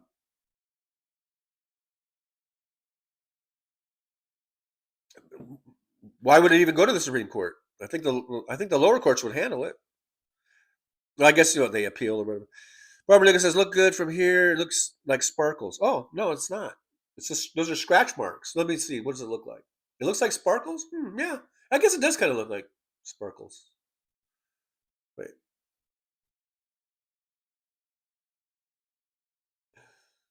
Oh, you know what? I've got memes. I forgot. I'm looking at that big spot. Okay, so let's do some memes of the day. Let's copy Major Ojeta's memes of the day. What is this one? I don't even remember what I got here. It didn't. Oh man, it didn't. When I copied it, it didn't copy the whole thing. Well, Israel must be free of Netanyahu. There's some dude named Mike apparently posted this on Substack. Okay, so let me see if I can remember. I think it said Russia must be rid or free of Putin. Israel must be free of Netanyahu. And can you guys guess the third one? What's the third one? Let me see your guesses. Okay, I'll go over the first two again. Russia must be rid of Putin. Israel must be rid of Netanyahu. What's the third one? Can you guys put your guesses down in the chat of what you think the third one would be of what needs to be who needs to get rid of whom? I'll give you guys a few seconds to finish that statement or whatever. Big Hook, how did your night of cabbing go? It was pretty good. I got a late start. Like I said last night, I figured, well, better late than never. I actually didn't get out on the streets until about 7 or 7:30, something like that, 7:15, I don't know, p.m. And it was going pretty good. It was pretty busy, pretty steady. And then all of a sudden around like 1 or 1:30, it was just like hit a brick wall and it was just dead. So then I went ahead and stopped for the night. But I got 8 trips in. I really wanted to get 10 in. I was trying to get 10. I wanted to get 2 more, but it was just so dead. I was just sitting there. There was nothing coming in. So then that's when I called it a night. But I got 8 trips in about 6 hours, I guess. 5, probably more like the time that I was on the clock was like 6.5 hours, but I was probably actually out on the streets for a living. More like 5 hours, probably 5.5 hours. I got 8 trips in. I'm way short of my goal of 45. But it is what it is. I'll just have to try to do better today. I'm going to go out today and tomorrow. But it was okay. I mean, it was pretty busy, but like I said, all of a sudden it just hit this brick wall and it was dead. Mad Max says, you know that Orange Pedo would have it go up to SCOTUS if he had an unfavorable decision from lower courts. That's a given. Mad Max Zelensky. Okay, so I'll read it again. Mad Max says, hope you got some good tips last night. I did get a couple, I didn't get any $71 tips, but I did get a let's see, I got a $10 tip. That might have been the best one. The tips were okay. I had a couple people stiff me, but I don't even get upset anymore. I'm just like, okay, whatever. Yeah, I had a couple good tips, a couple of $10 tips, and then some just regular, anywhere from $2 to, besides those $10 ones, but like $4 or $5 tips. Those are fine. Those are great. Hey, I'll take a $2 tip. That's better than zero.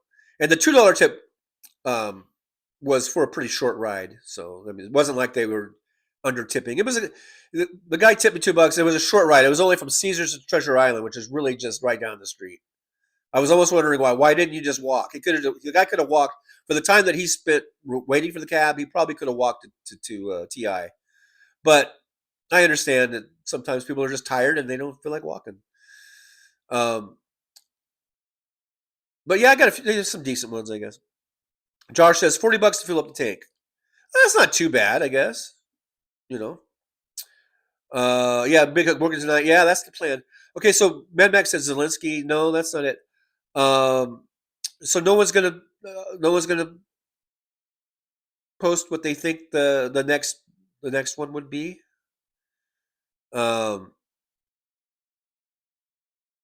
MJ Daniel says in the same world, Vladimir Putin, Netanyahu, and DJT would be going to go on trial in The Hague.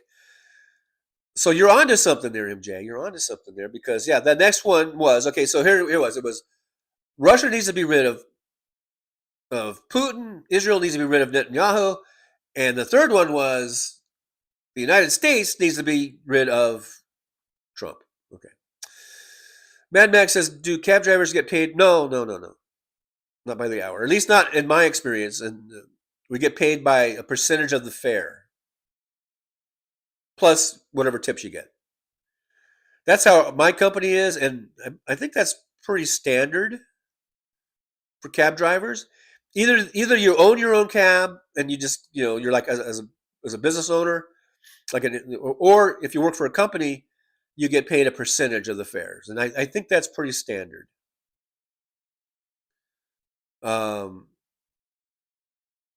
Pretty standard thing. Anyhow, did I read the whole question? Get paid by the hour, how many trips, or by the length of the trips? The drivers get paid differently than the cab companies, I imagine. Just curious, not nosy. Like I said, it's pretty basic. You start off, at least at my company, you start off at 39% of the fare, and then after a year or something, it goes to 40%, and then another year after that, it goes to 40. I think it just tops out at 41%. So basically, you can just round it off at 40% of the fare. So if the fare is $10, I get $3.90 or whatever, or 99 cents, plus the tip. And like I said, I think that's pretty standard across the industry for company drivers. Again, for lease owners, lease operators, and for owner operators, that's a whole different thing. Hey, Aaron got my track heading home. All right. Big Hook says CIA said Putin lied about having his house bombed by drones. Yes, I saw that. Putin lied about it, and then Trump just took it as being the truth. Trump just took it. He didn't consort. He didn't.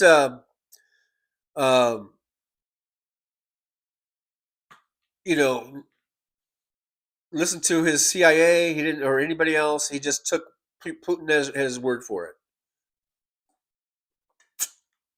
That's how much Trump is just totally,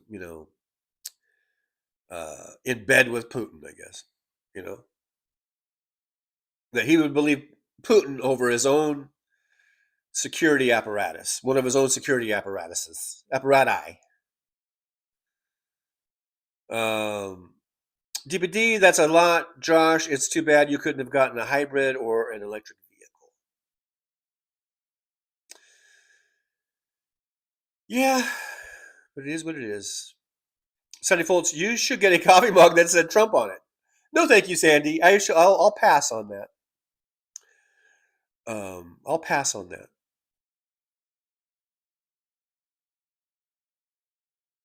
MJ Daniel, they are a bit like the Three Stooges version of Hitler, Mussolini, and Hirohito.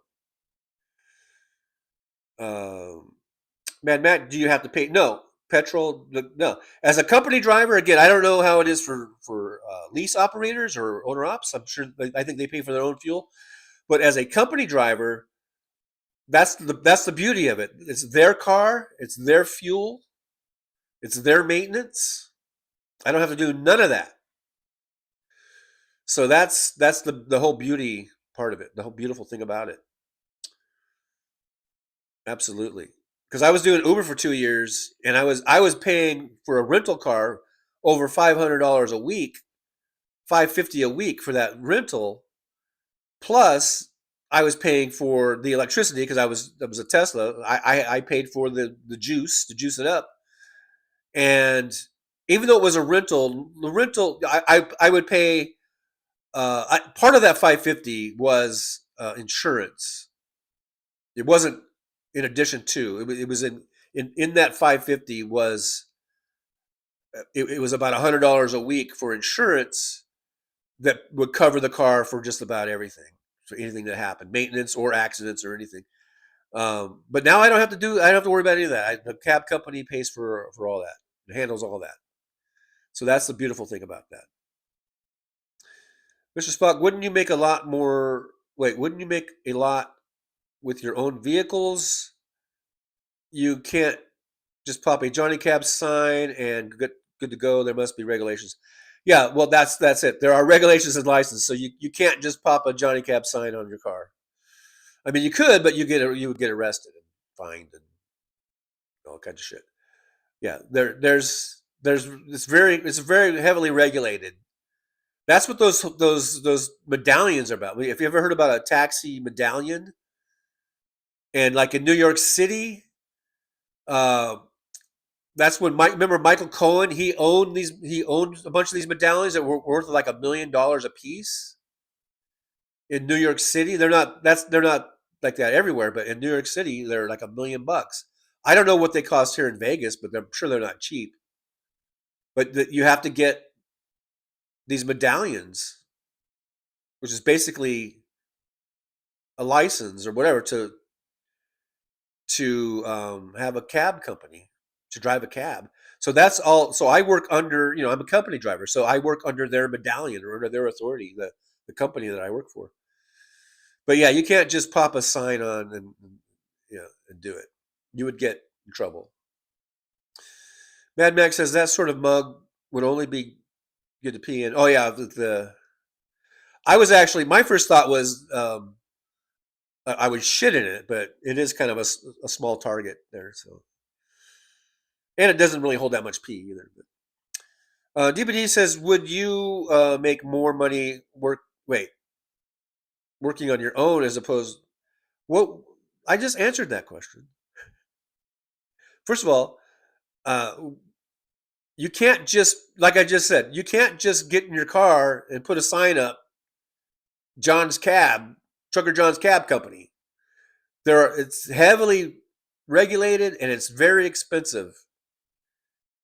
I mean, that's why cab drivers in New York City were literally setting themselves on fire.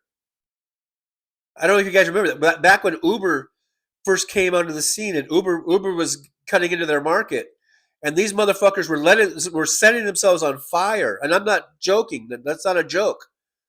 There was at least one that I remember, maybe more, that set himself on fire because of Uber coming into New York City. And he was so upset about it, he set himself on fire and killed himself. And I think there were others that committed suicide by other means because of Uber coming in. This is like 5, 10, 12 years ago or whatever, I think. Because those medallions, because they put everything they had, a lot of these are people that immigrate here from other countries. They put everything they have because they hear that they could make a good living as being a New York City cab driver. And they pooled all their money and got $1 million together, and they got a medallion. And then when Uber came in, they were so upset about it. Instead of just trying to just work and work your way through it, they were so upset about it, they fucking set themselves on fire, or they they blew their brains out or whatever. Anyhow, so all this make more money, it's crazy talk. You can't just slap a sign on your car and go, "Yep, get on in, motherfucker. You can trust me. Don't worry, get on in." It don't work that way. There's background checks, there's training, there's tests you got to take, and you got to pass. It's the whole thing.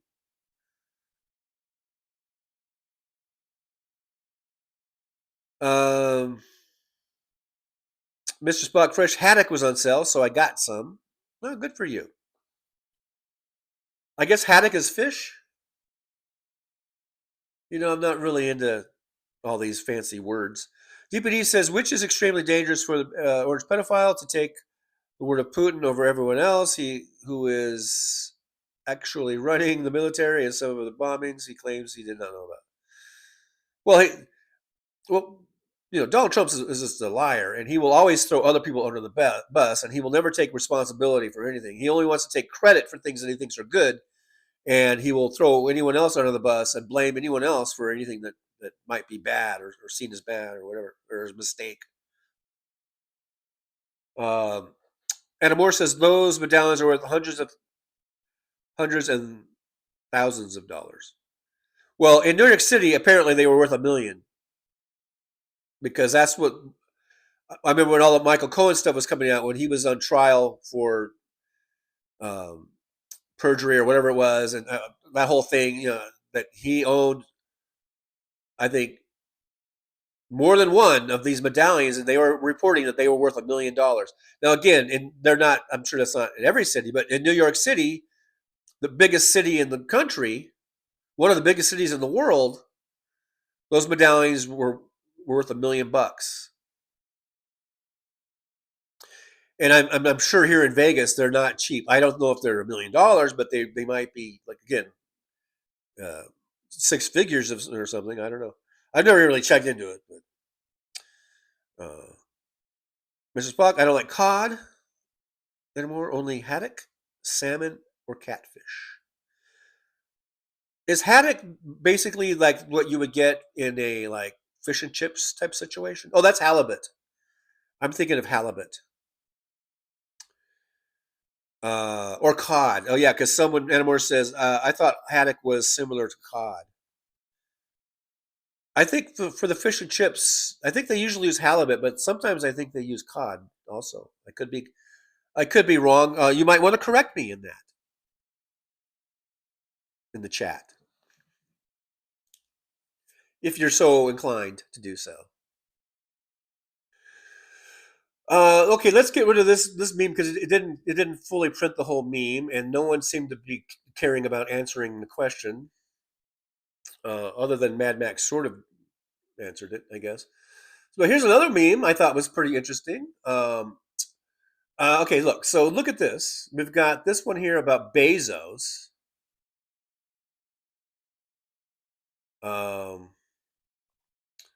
I thought this is interesting and indicative of the billionaire mindset. Jeff Bezos paid $50 million for a wedding.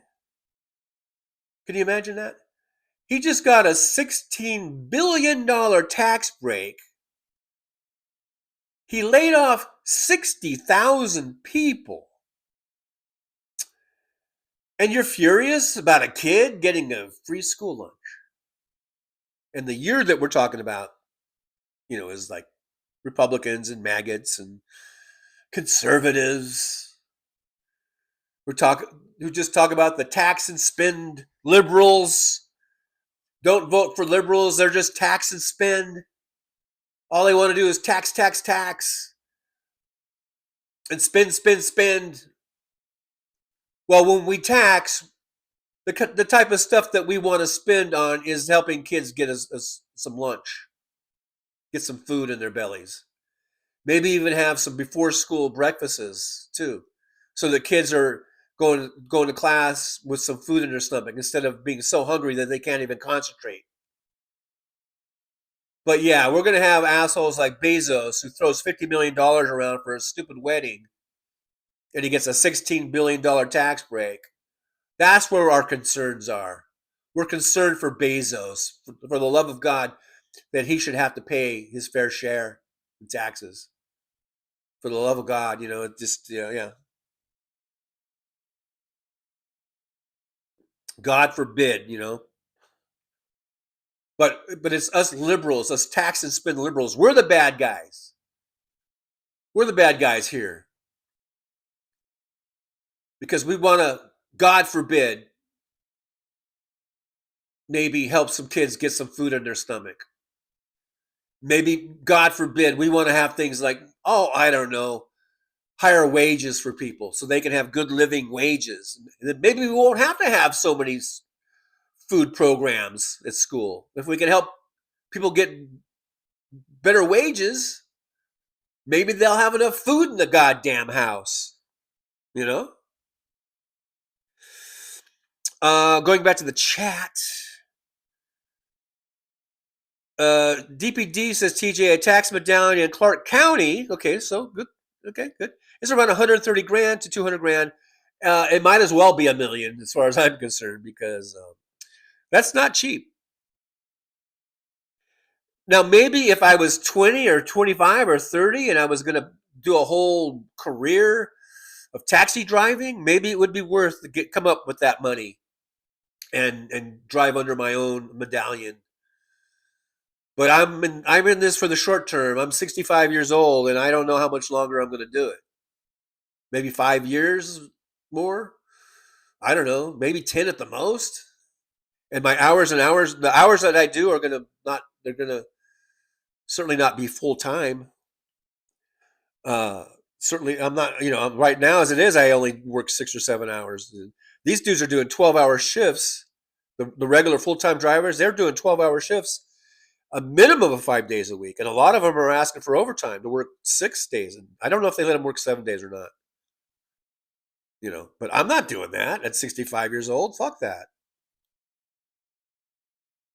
I'm just going in on my time when I feel like it and whatever hours I feel like doing.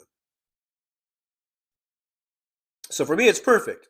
Again, if I was 30 years old and I wanted to start a new business, and yeah, get the 130 grand or 200 grand, get that together, get a loan, whatever it is, and get a car.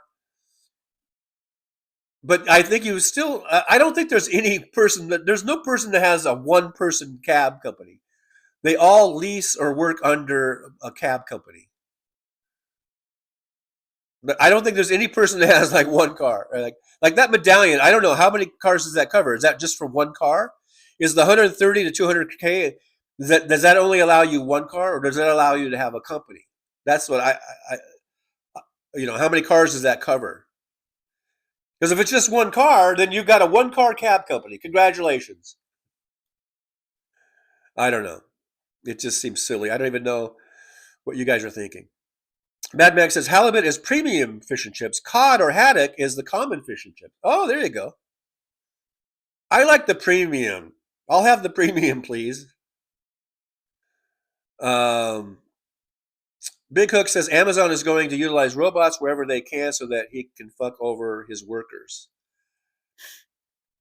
Well, it will fuck over the workers, I suppose, but I don't think he's doing it to fuck over the workers. In all fairness to Jeff Bezos, I think he's doing it as a way of not having to pay, people, not having a big payroll issue. I still think he should pay his fair share intact.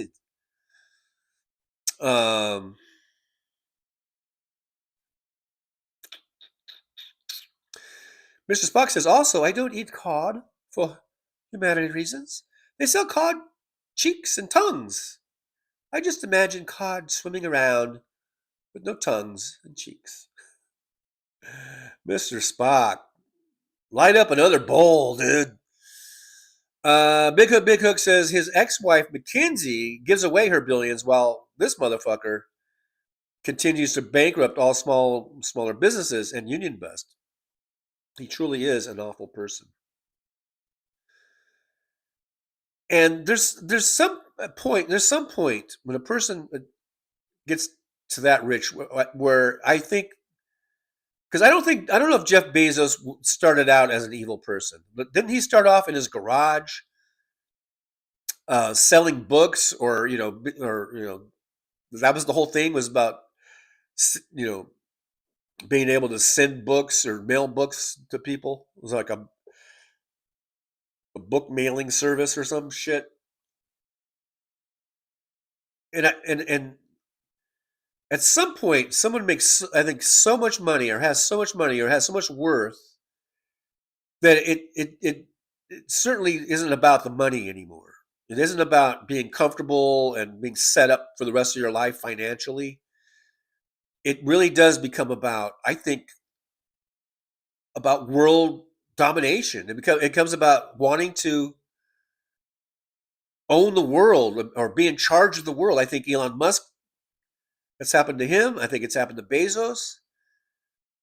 It's just, it becomes a sickness, an illness, a mental illness when they get so much worth, so much money. And it's really disgusting. Brooklyn says his new wife is freakish from all the plastic surgery. Yeah, and and I remember her. She used to be in Los Angeles. She used to be a news anchor on the local news, and she was always a pretty lady, pretty woman. And now, she's doing all the plastic surgery and just looking kind of monstrous. DPD 5044 says haddock could be used for fish and chips. TJ, it's mild and slightly sweet. DPD, our resident, I think, food expert, by the way, slightly sweet, and it's also less fishy. Haddock with garlic butter and bourbon brown sugar with spicy brown rice and lemon peppered asparagus. Man, DPD, you just have a way of describing food dishes that makes my mouth water.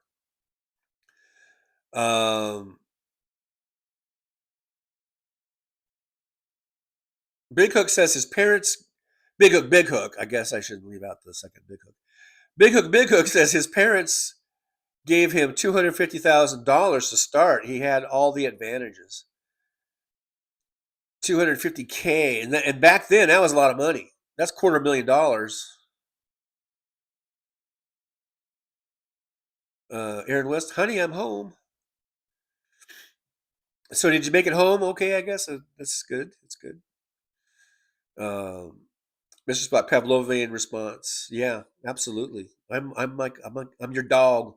I'm your dog, deputy dog.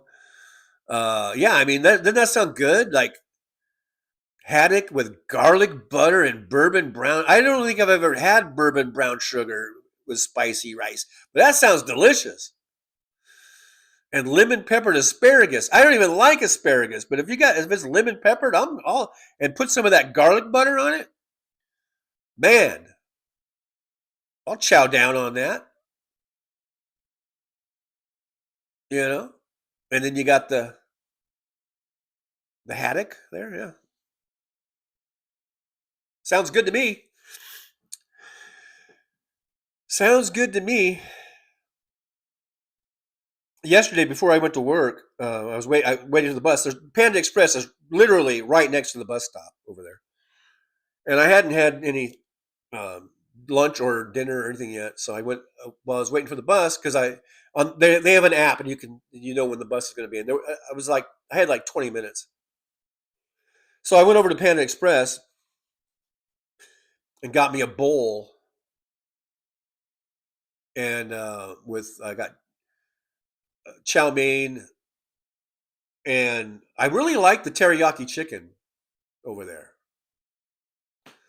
So that's what I had for, I guess that was lunch. I don't know, late lunch or dinner. But I really like that teriyaki chicken. I think that's my favorite thing over there. I used to always get the orange chicken, but I think I like the grilled teriyaki chicken. That's what I like. DPD says, which is indeed fucking over his workers. Bezos was more charitable and a Democrat when he was married to McKinsey, but as soon as he hooked up with Lauren, he changed for the worst. Oh, sorry. Are you blaming Lauren? I think he was changing before Lauren. I think that's why he got divorced, because McKinsey could see what an evil piece of shit he was becoming. Barbara Nicholas says, I developed seafood allergies but can still eat haddock. I have to check out cod. So that's good. I mean, you have seafood allergies, but at least you can eat some fish and chips, the premium kind. Maybe the cod. Yeah, check out the cod. Mr. Spock says I got some marked down twice baked potatoes. I'm baking third time. It should be almost baked as me. That's funny. Now that's funny.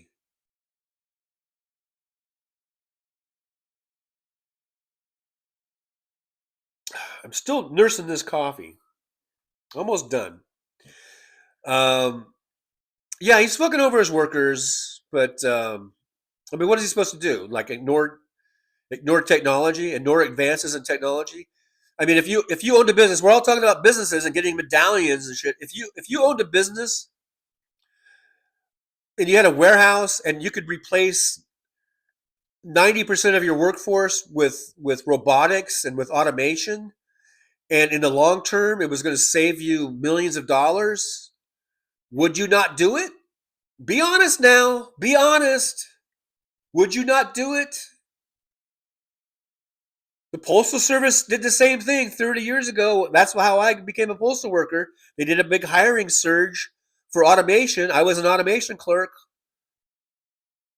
I was a level 4 automation clerk because they were going from letter sorting machines into mail processing. The big giant letter sorting machines, you had 20 people on that, and you could go to an OCR or a BCS, which took 2 people. The letter sorting machines, I might have been 20, but it was like, I don't know, at least 12 or 15 people all lined up. So the job that took 12 or 15 was down to 2. And the letter sorting machines that came into effect probably back in the 70s, those came in and they took away all the jobs when everything was done manually. When it took 50 people or 100 people or 200 people or whatever to do that shit manually.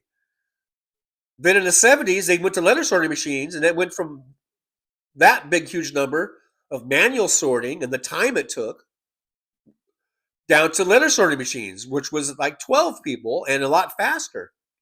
And then in the 90s, it went to automation, where it went from 12 people down to 2 people. Okay, so I kind of know of what I speak when we talk about automation and technology coming along and making things faster and more efficient and using less people. If you owned a warehouse and you had a shipping company and you were warehousing things and you're using all manual labor, or for most of it, not talking about forklifts and stuff like that, but talking about actually taking stuff off of trucks and then inventorying it and putting it away, and then for shipping, doing the opposite, grabbing the shit and getting it ready for orders and loading it on trucks. And you have a warehouse full of people to do that. But now you have robots or that could do that. So you don't have to. You're not paying them hourly. You're just paying the initial cost of the robot or whatever it is with the automation. Because I'm sure there are. It's not just robots, but there's all kinds of automation and all kinds of things. There's arms, robot arms, and everything. You lay out the initial cost of that, but in the long run, you're not paying payroll. You're not paying for insurance or whatever. You're not paying.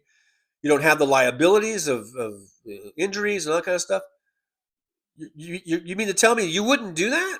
What kind of business person are you? Maybe you're not cut out to be a business person. I don't know. I don't know, man. Maybe you're just not cut out for it. But I do still believe that Bezos should pay his fair share in taxes.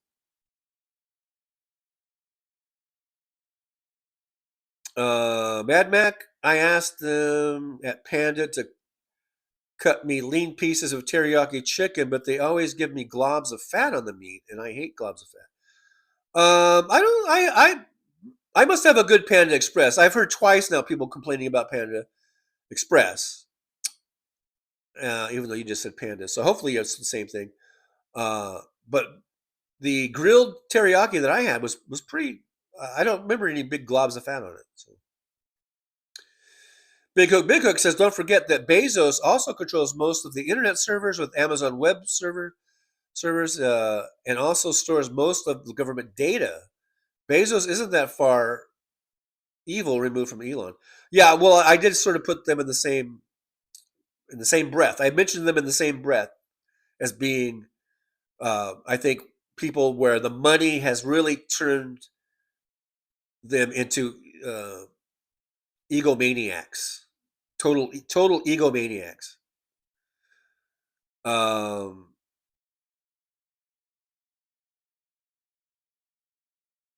DPD says, well, technically they got divorced because he couldn't keep a small paddywhacker in his pants. So I guess he was cheating on McKinsey, basically, what we're saying here. Big Hook says Bezos is offering other people's products on Amazon without their permission. He buys and resells on his platform. He wants everyone to use his system, which he can then mark up. Well, if he's doing like that kind of shit, then he should be sued and for that and prosecuted. If it's criminal, get prosecuted. If it's civil, then he should be found liable and he should have to pay restitution. Yeah, Panda Express. Okay. 420 alert from Mr. Spock. Alvin Stoop says, good afternoon, everybody. Hello, Alvin Stoop. Good to see you. Thanks for coming on in. I do appreciate you. We are just about ready to wrap it up. It's 1:20 here. It's not 4:20. It's only 1:20. So if you're in Las Vegas, you got to wait, 3 more hours before you can toke up. If you're in the Pacific time zone, you got to wait 3 more hours for your next toke. Big Hook says he tried to buy a diaper company, but they refused, and so he sold diapers at a loss till they went under, and then he absorbed them. Oh, so he's just doing that kind of stuff. He's doing that kind of vulture capitalism kind of stuff, which is not good.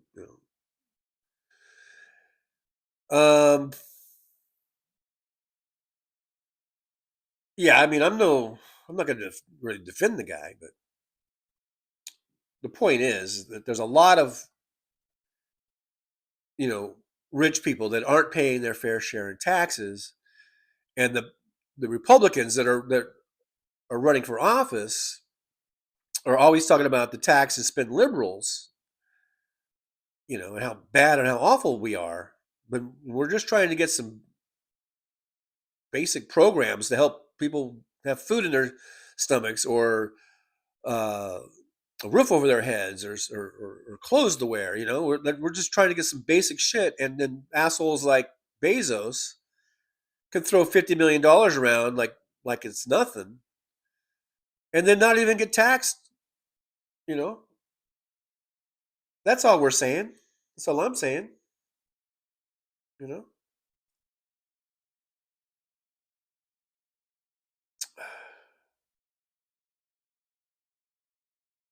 DPD says, I would keep the workers and pay my workers a decent wage. I would not feel comfortable eliminating workers just so I could have more.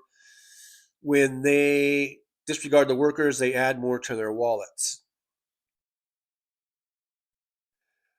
Okay, but what if this new technology comes and it makes so that you can get your deliveries to people even faster and more efficiently, and you decide not to do that because you want to be nice and you don't want to fire people, but then your competitors, they all get the newest and greatest equipment, and now they're outperforming you.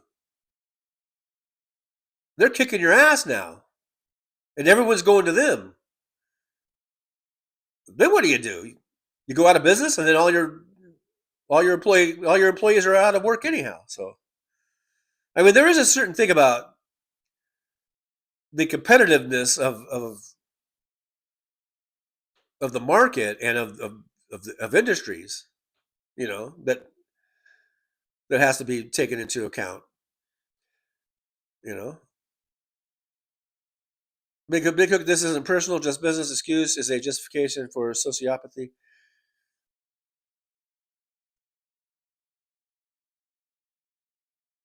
I believe in treating workers with dignity and respect. I believe in paying them good living wages. I believe in operating safely as possible, all that kind of stuff.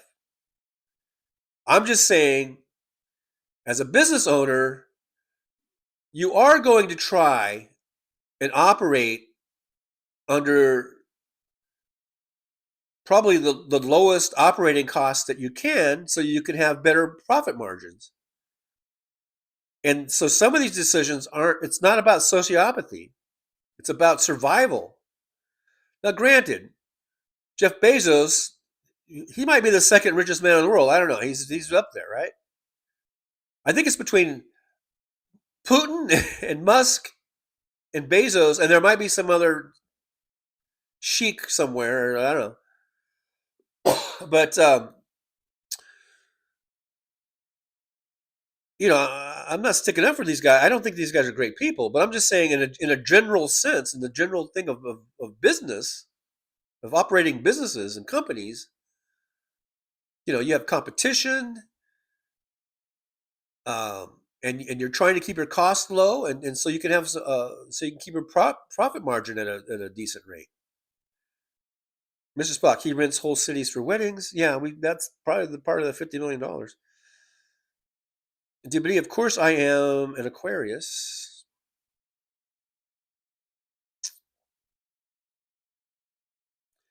Mr. Spock, TJ has a mod deficit.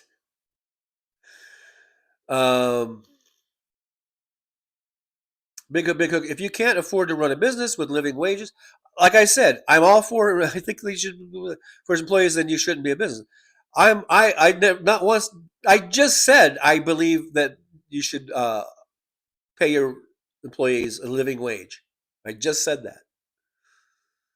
But I think there's two different issues: paying them a living wage and employing them are two different things. If the technology comes along that eliminates jobs, I mean, as a business owner, you're going to make that decision. You're going to weigh it out. Should we go ahead and invest in this new technology that's going to make things done faster and more efficiently? What's the initial overlay of cost? If we invest X amount of millions of dollars or however it is, depending on the size of your company, it could be of course smaller than that. But as far as the percentage of your cost, the percentage wise, it's all pretty much the same, I guess. But so you weigh those things out as a business owner.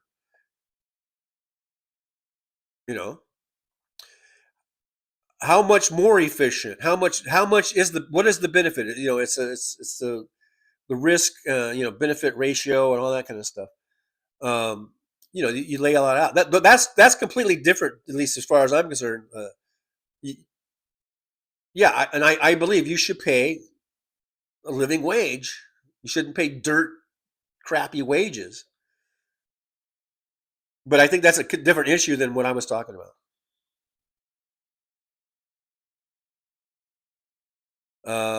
DVD, don't forget about Warren Buffett, TJ. That's a very, very old statement. Going back to what, Obama? Or maybe Bush? I don't know, when he said, I shouldn't pay less taxes than my secretary or whatever. Is that what you're talking about with Warren Buffett? And I agree. And I don't think I've said anything that contradicts that. Big Hook says Walmart employees are the biggest recipients of SNAP benefits, government subsidizing billionaires. Absolutely. I don't agree with that. I don't agree that Walmart should be paying their employees shit wages. I've never said anything contrary to that, I don't believe.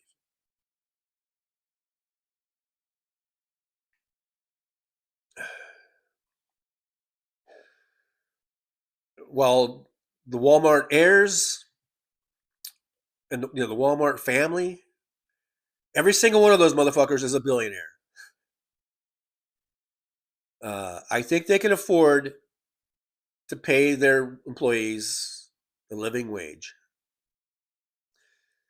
But they don't want to do it because they're greedy sons of bitches and bastards. Mr. Spock says the company profits should be distributed back to the workers. That would be profit sharing. There are some companies that do profit sharing, and I think that should be optional. I don't think that should be mandatory. If we are to live in a free society, a free country, I think companies should be able to make that decision if they want to be a profit sharing company or not.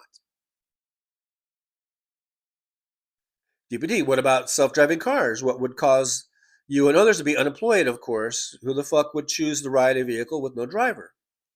Well, okay, self-driving cars, eventually, I believe, will be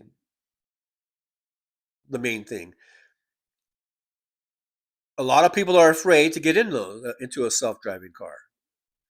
But that will go away eventually. As the years go by and the cars are proven to be even more safe than one driven by a human being, that fear will go away. And eventually, anything ride share, Uber will be utilizing it. Companies like Waymo. There's a company now called Zoox here in Vegas. It's driverless. All these cab companies will eventually be driverless.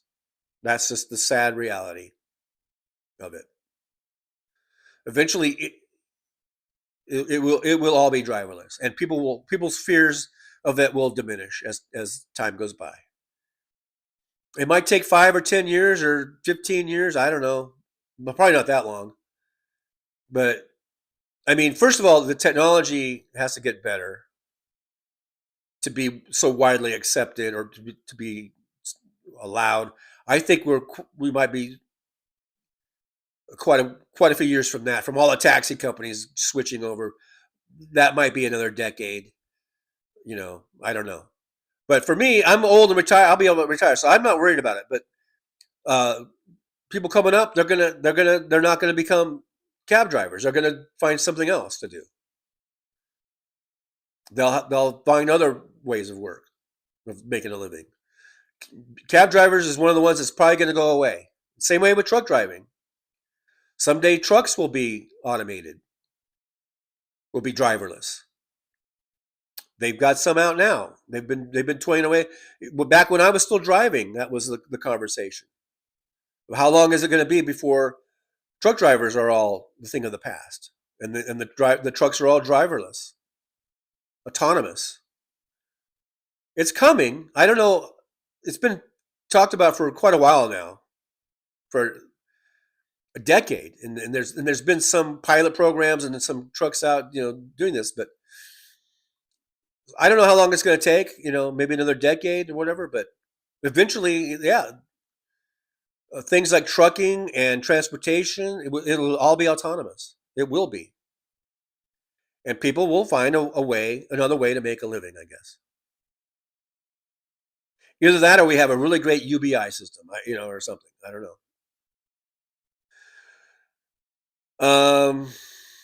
Josh C's got to convince everyone that healthcare, education, affordable housing, and living wages are vital for national security.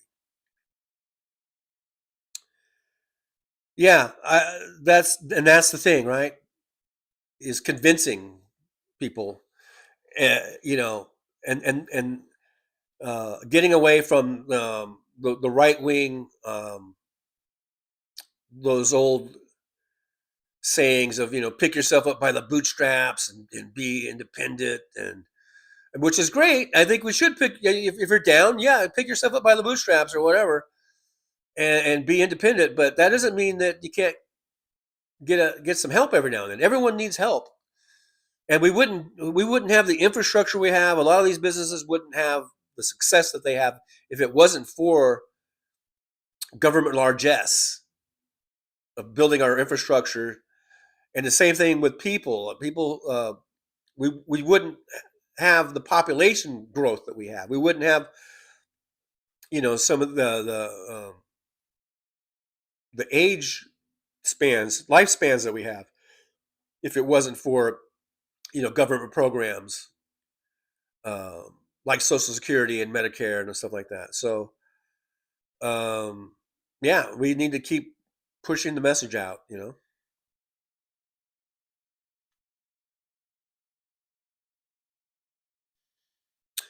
Josh C says automated vehicles work in closed environment like a warehouse or a mine. Problem is the roads aren't a closed system.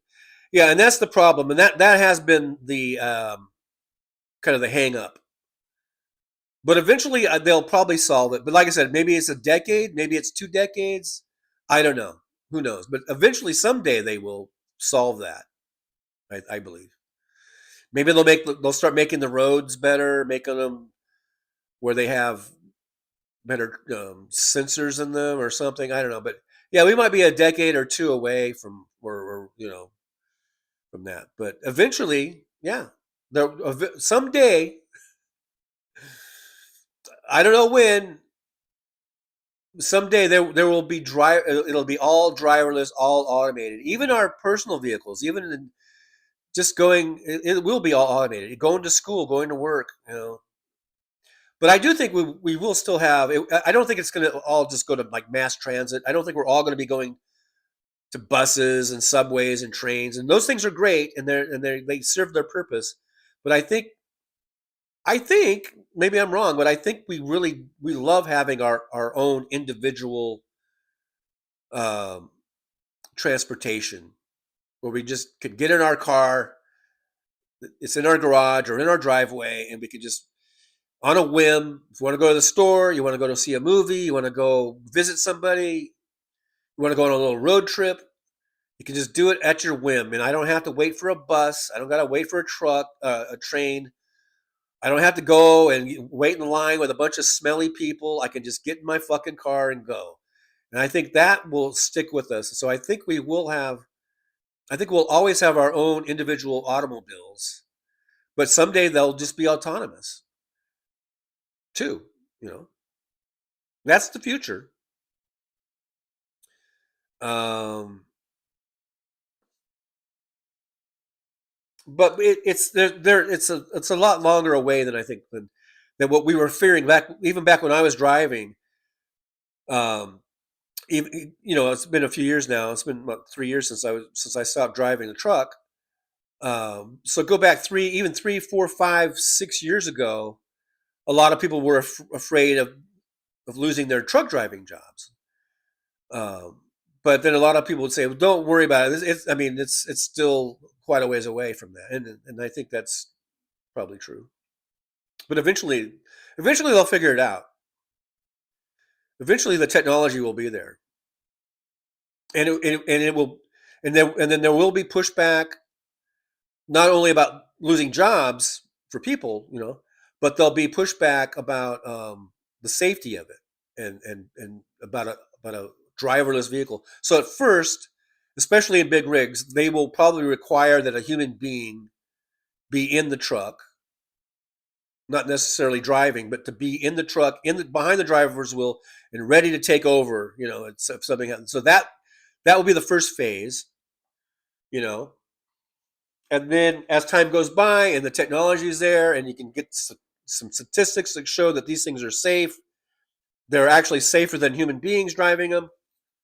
You know, then eventually they'll remove the requirement that there's a human being in there, and they'll be just totally autonomous.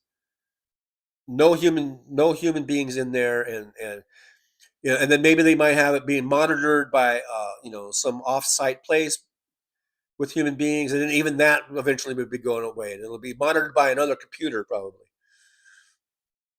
You know, but it's that's the future. That's what's going to be happening. But it just right now it's like, is it 5 years away? Is it 10 years away? Is it 20 years away? Is it 30 years away? I mean, it's probably, especially for big rigs and stuff, it's probably still a couple decades away. Things like cabs and rideshare. Right now we have rideshare. It's already here, and that's going to be going. As far as cabs and cab companies, who knows? That might be within a decade where they just start going autonomous. But yeah, it's going to take two things though, like being the technology has to be there, and then there has to be the sort of the consumer confidence that it is safe. So they'll phase things in. Things are going to get phased in and phased out, you know. Let's see. Yeah, Aaron West with the reminder of the channel memberships, which is great. We have those starting at $1.99 a month. We got the super chats. We're over 5 on the super chat goal today, but we did get one in before the goal went up by Sandy. So thank you, Sandy, for that. You can also support the show by buying me a coffee or by going to PayPal. And I do appreciate that. Big Hook says San Francisco had a blackout and all the Waymo vehicles block roads for emergency vehicle access. Yeah, see, those things are why people are going to go, hey, see, those things suck. But, you know, maybe 10 years from now, they'll have figured out how to, you know, overcome that problem. You know, just think, every technology we have, it keeps getting better and better through time, and this is no different. Petrozzi says China has some cool self-driving cars. Libby G. Morgan says, thank you for a subscription. Someday may not happen. Just turned 80, so seen too much to have faith in humanity surviving, you know, global warming, chaos, and I'm an optimist. Well, Libby G. Morgan, thanks for being here. Thanks. Yeah, I think that was probably from Jolie, maybe. She gifted 10 memberships yesterday, so you can thank Jolie. And thanks for being here. Thanks for coming on in. I appreciate you. And there's a $5 super chat from Libby G. Morgan. Yippee, going out to you. Thank you so much. I do appreciate you. And it says, keep it up. Yeah, I'm going to try. But thanks for being here, Libby. I appreciate you.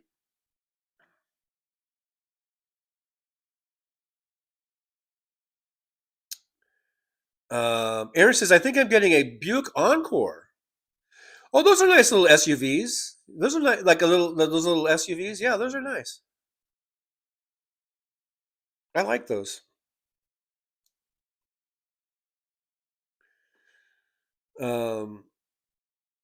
All right, guys, I'm going to end the show. I got to get going. Should get to work here pretty soon. So I guess that's it for today. We can take that down.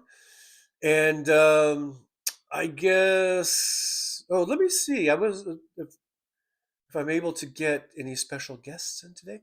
Thank you guys, though. Thank you guys so much for being here. I appreciate you. If you haven't subscribed, please consider subscribing and maybe letting other people know and telling them to subscribe. I don't know. And sometimes, you know, you never know when someone might pop in. Like me. You never know. And then I get to read the chat. I can look down and read the chat just like Trucker John. You don't need Trucker John. You got Tough Cookie here. Like Jackie. Jackie's a member, driver. Happy Truckerversary, Jackie. Thanks for being here. Happy New Year. Happy New Year to you, Jackie. Thank you so much. See there? This is the new Trucker John. This is the new Tough Cookie. Where I'm kind of nice in 2026. My motto is, in 2026, don't be a dicks. I don't know. It's a work in progress. It's a work in progress. I might have to rethink that one. But anyhow, thanks for being here. Thanks, Jackie. Thanks, everyone, for being here. Hey, Big Hook. I've always wanted to read a Big Hook chat. A post in the chat. So here we go. Big Hook 1777 says, Elon has been promising self-driving cars now for almost 10 years. It's always 6 months away, just like Trump's healthcare infrastructure plans 2 weeks away. Yeah, well, you know what, Big Hook, that's because Elon Musk is a, how do you guys say, piece of shit. Yeah, Elon Musk is a flim-flam man, a con man. He's been conning his investors for a long, long time now. He's an asshole, and you probably shouldn't really listen to anything that he has to say. Next, okay, who's next? This is fun. I kind of like this. I don't really get to read the chats that often. Petrazi says, happy truck anniversary. Okay, that was boring. Aaron says, hey, Jack. Okay, that's nothing. Anamor says, yippee, Jack. Wait. Give me something good. Give me something juicy. Give me something juicy before Trucker John makes me go away. Is there anything juicy in here to read? Maybe I should scroll back up. Buick is probably the best of American brands nowadays, says Josh. Jesus Christ, if Buick is the best that America has to offer, then God help us all. Then God help us all. Anything juicy? I'm waiting for something juicy. Nothing juicy. If you guys aren't going to put anything juicy in the chat, then I'm just going to go back to my cookie jar. Yeah, that's right. I live in a cookie jar.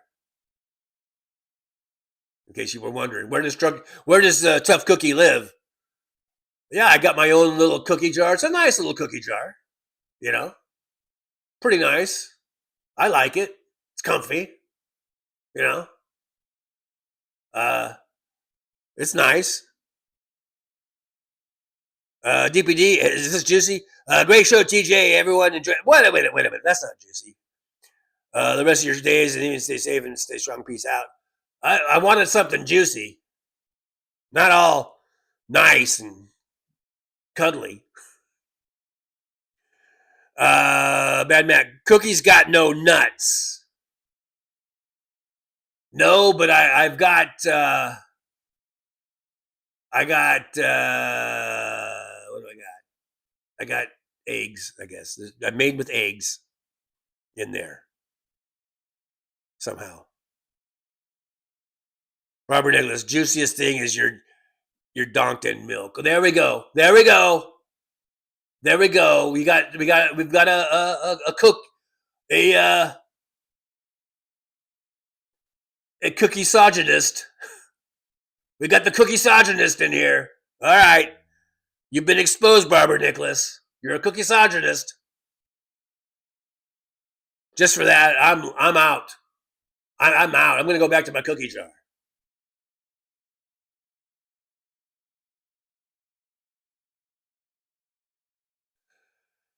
Oh boy, you guys really set him off. You should have seen him. He just huffed and puffed right back to his little cookie jar. I've never seen him this mad before. Anyhow, guys, I just want to pop in real quick, say Happy New Year. Have a great New Year as best you can. Hope everything goes well.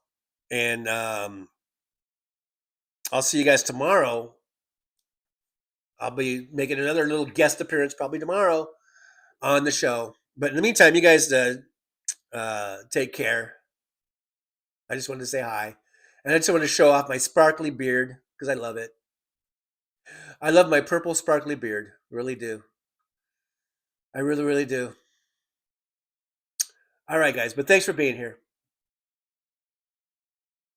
Thank you so much for being here, by the way. Oh, you see the little fireworks over there? That was kind of cool. Or over there, I guess. Yeah, it was over there. Let's do that again. Oh, yeah, fireworks. All right. See you guys next time. All right, Paul, the Purple Beard Guy, Tough Cookie with their special appearances. All right, that's it for today. All we have left is the words of wisdom. So, guys, words of wisdom. I know you love them. This is a whole new chapter. Put away the 2025s. Now we've got a whole new year starting of words of wisdom. Get a whole new book to write these down in. Here we are, day 2 of 2026. Here's today's words of wisdom. Okay, you ready? Got your pen and pad out? All right, so for today's words of wisdom, guys, it goes a little something like this. All right, so just always.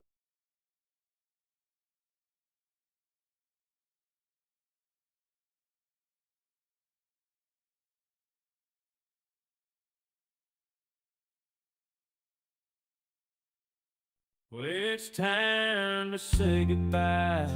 The show has come to an end.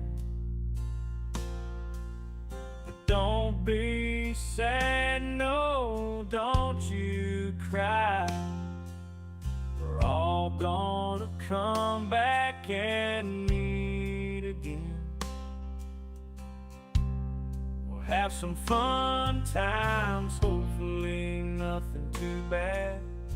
We might talk about war crimes, might talk about Baghdad. I doubt we'll talk about door chimes, but if we did, I'd be only too glad. So hasta la vista, baby.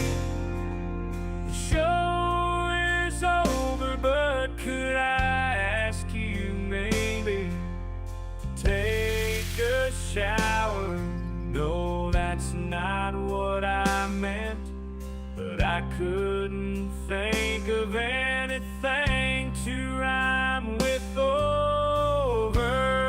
Now my whole rhyming scheme is all screwed up. Oh shit, I should have stuck to truck driving, who I try to kid. At least when I was out there driving, I could handle a skid, but doing this live stream, baby, has been a real kid.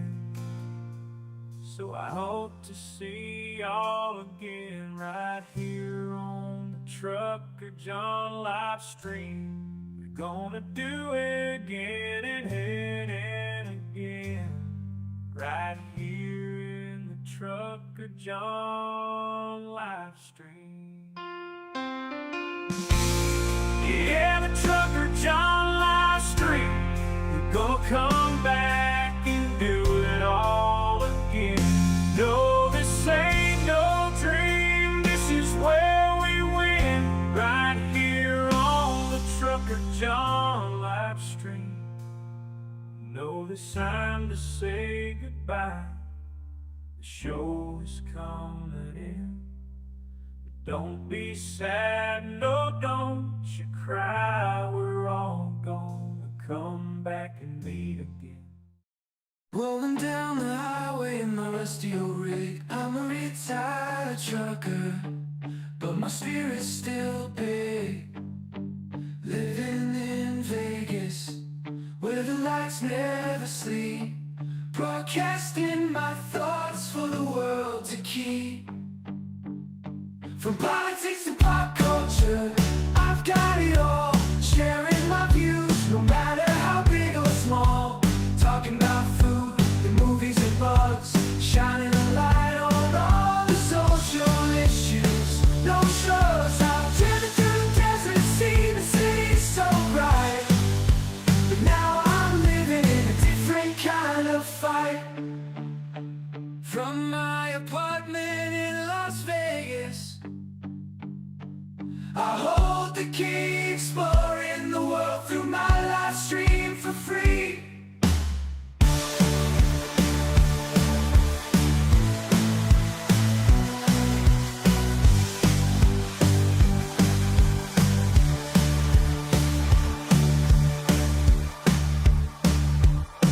In my apartment in Las Vegas, I hold the key, exploring the world through my live stream for free.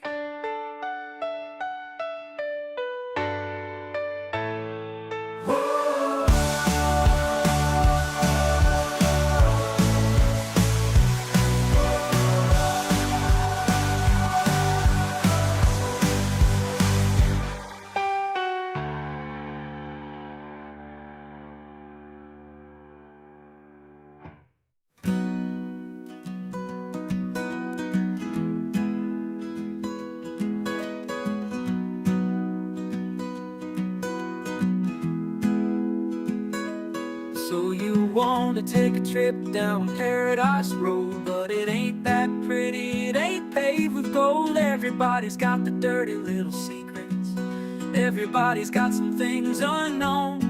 But if you ain't real careful, baby, it'll cut you down to the bone.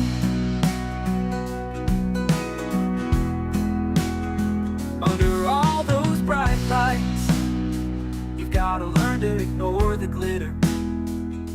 all about fight or flight, and you don't wanna do either. So go on down to Paradise Road. It'll make you wish that you were young, but all it'll do is make you feel old and regret trading in your love for lust. It's all just a big charade. It's all just one big game, and it ain't about love. It's all about the thrills. It's about staying in the hunt. It's about going in for the kill. So head on down to Paradise Road. That's where your friends are now. They're the people that nobody knows. So go ahead and make your big show. So live it up on Paradise Road. Just don't let anyone know. It'll be your dirty little secret. It'll be your guilty little pleasure. Living a secret that the whole world sees, hiding in plain sight among the scum and the thieves. So damn hard to ever be pleased.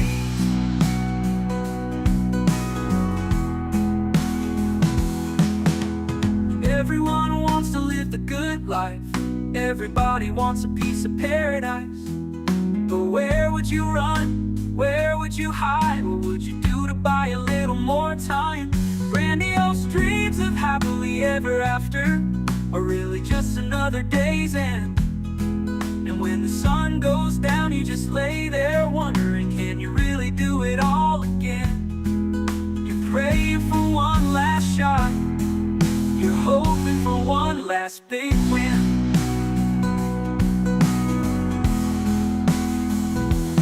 Paradise Road is calling, so you better hurry along. Paradise Road is calling, so you better hurry along.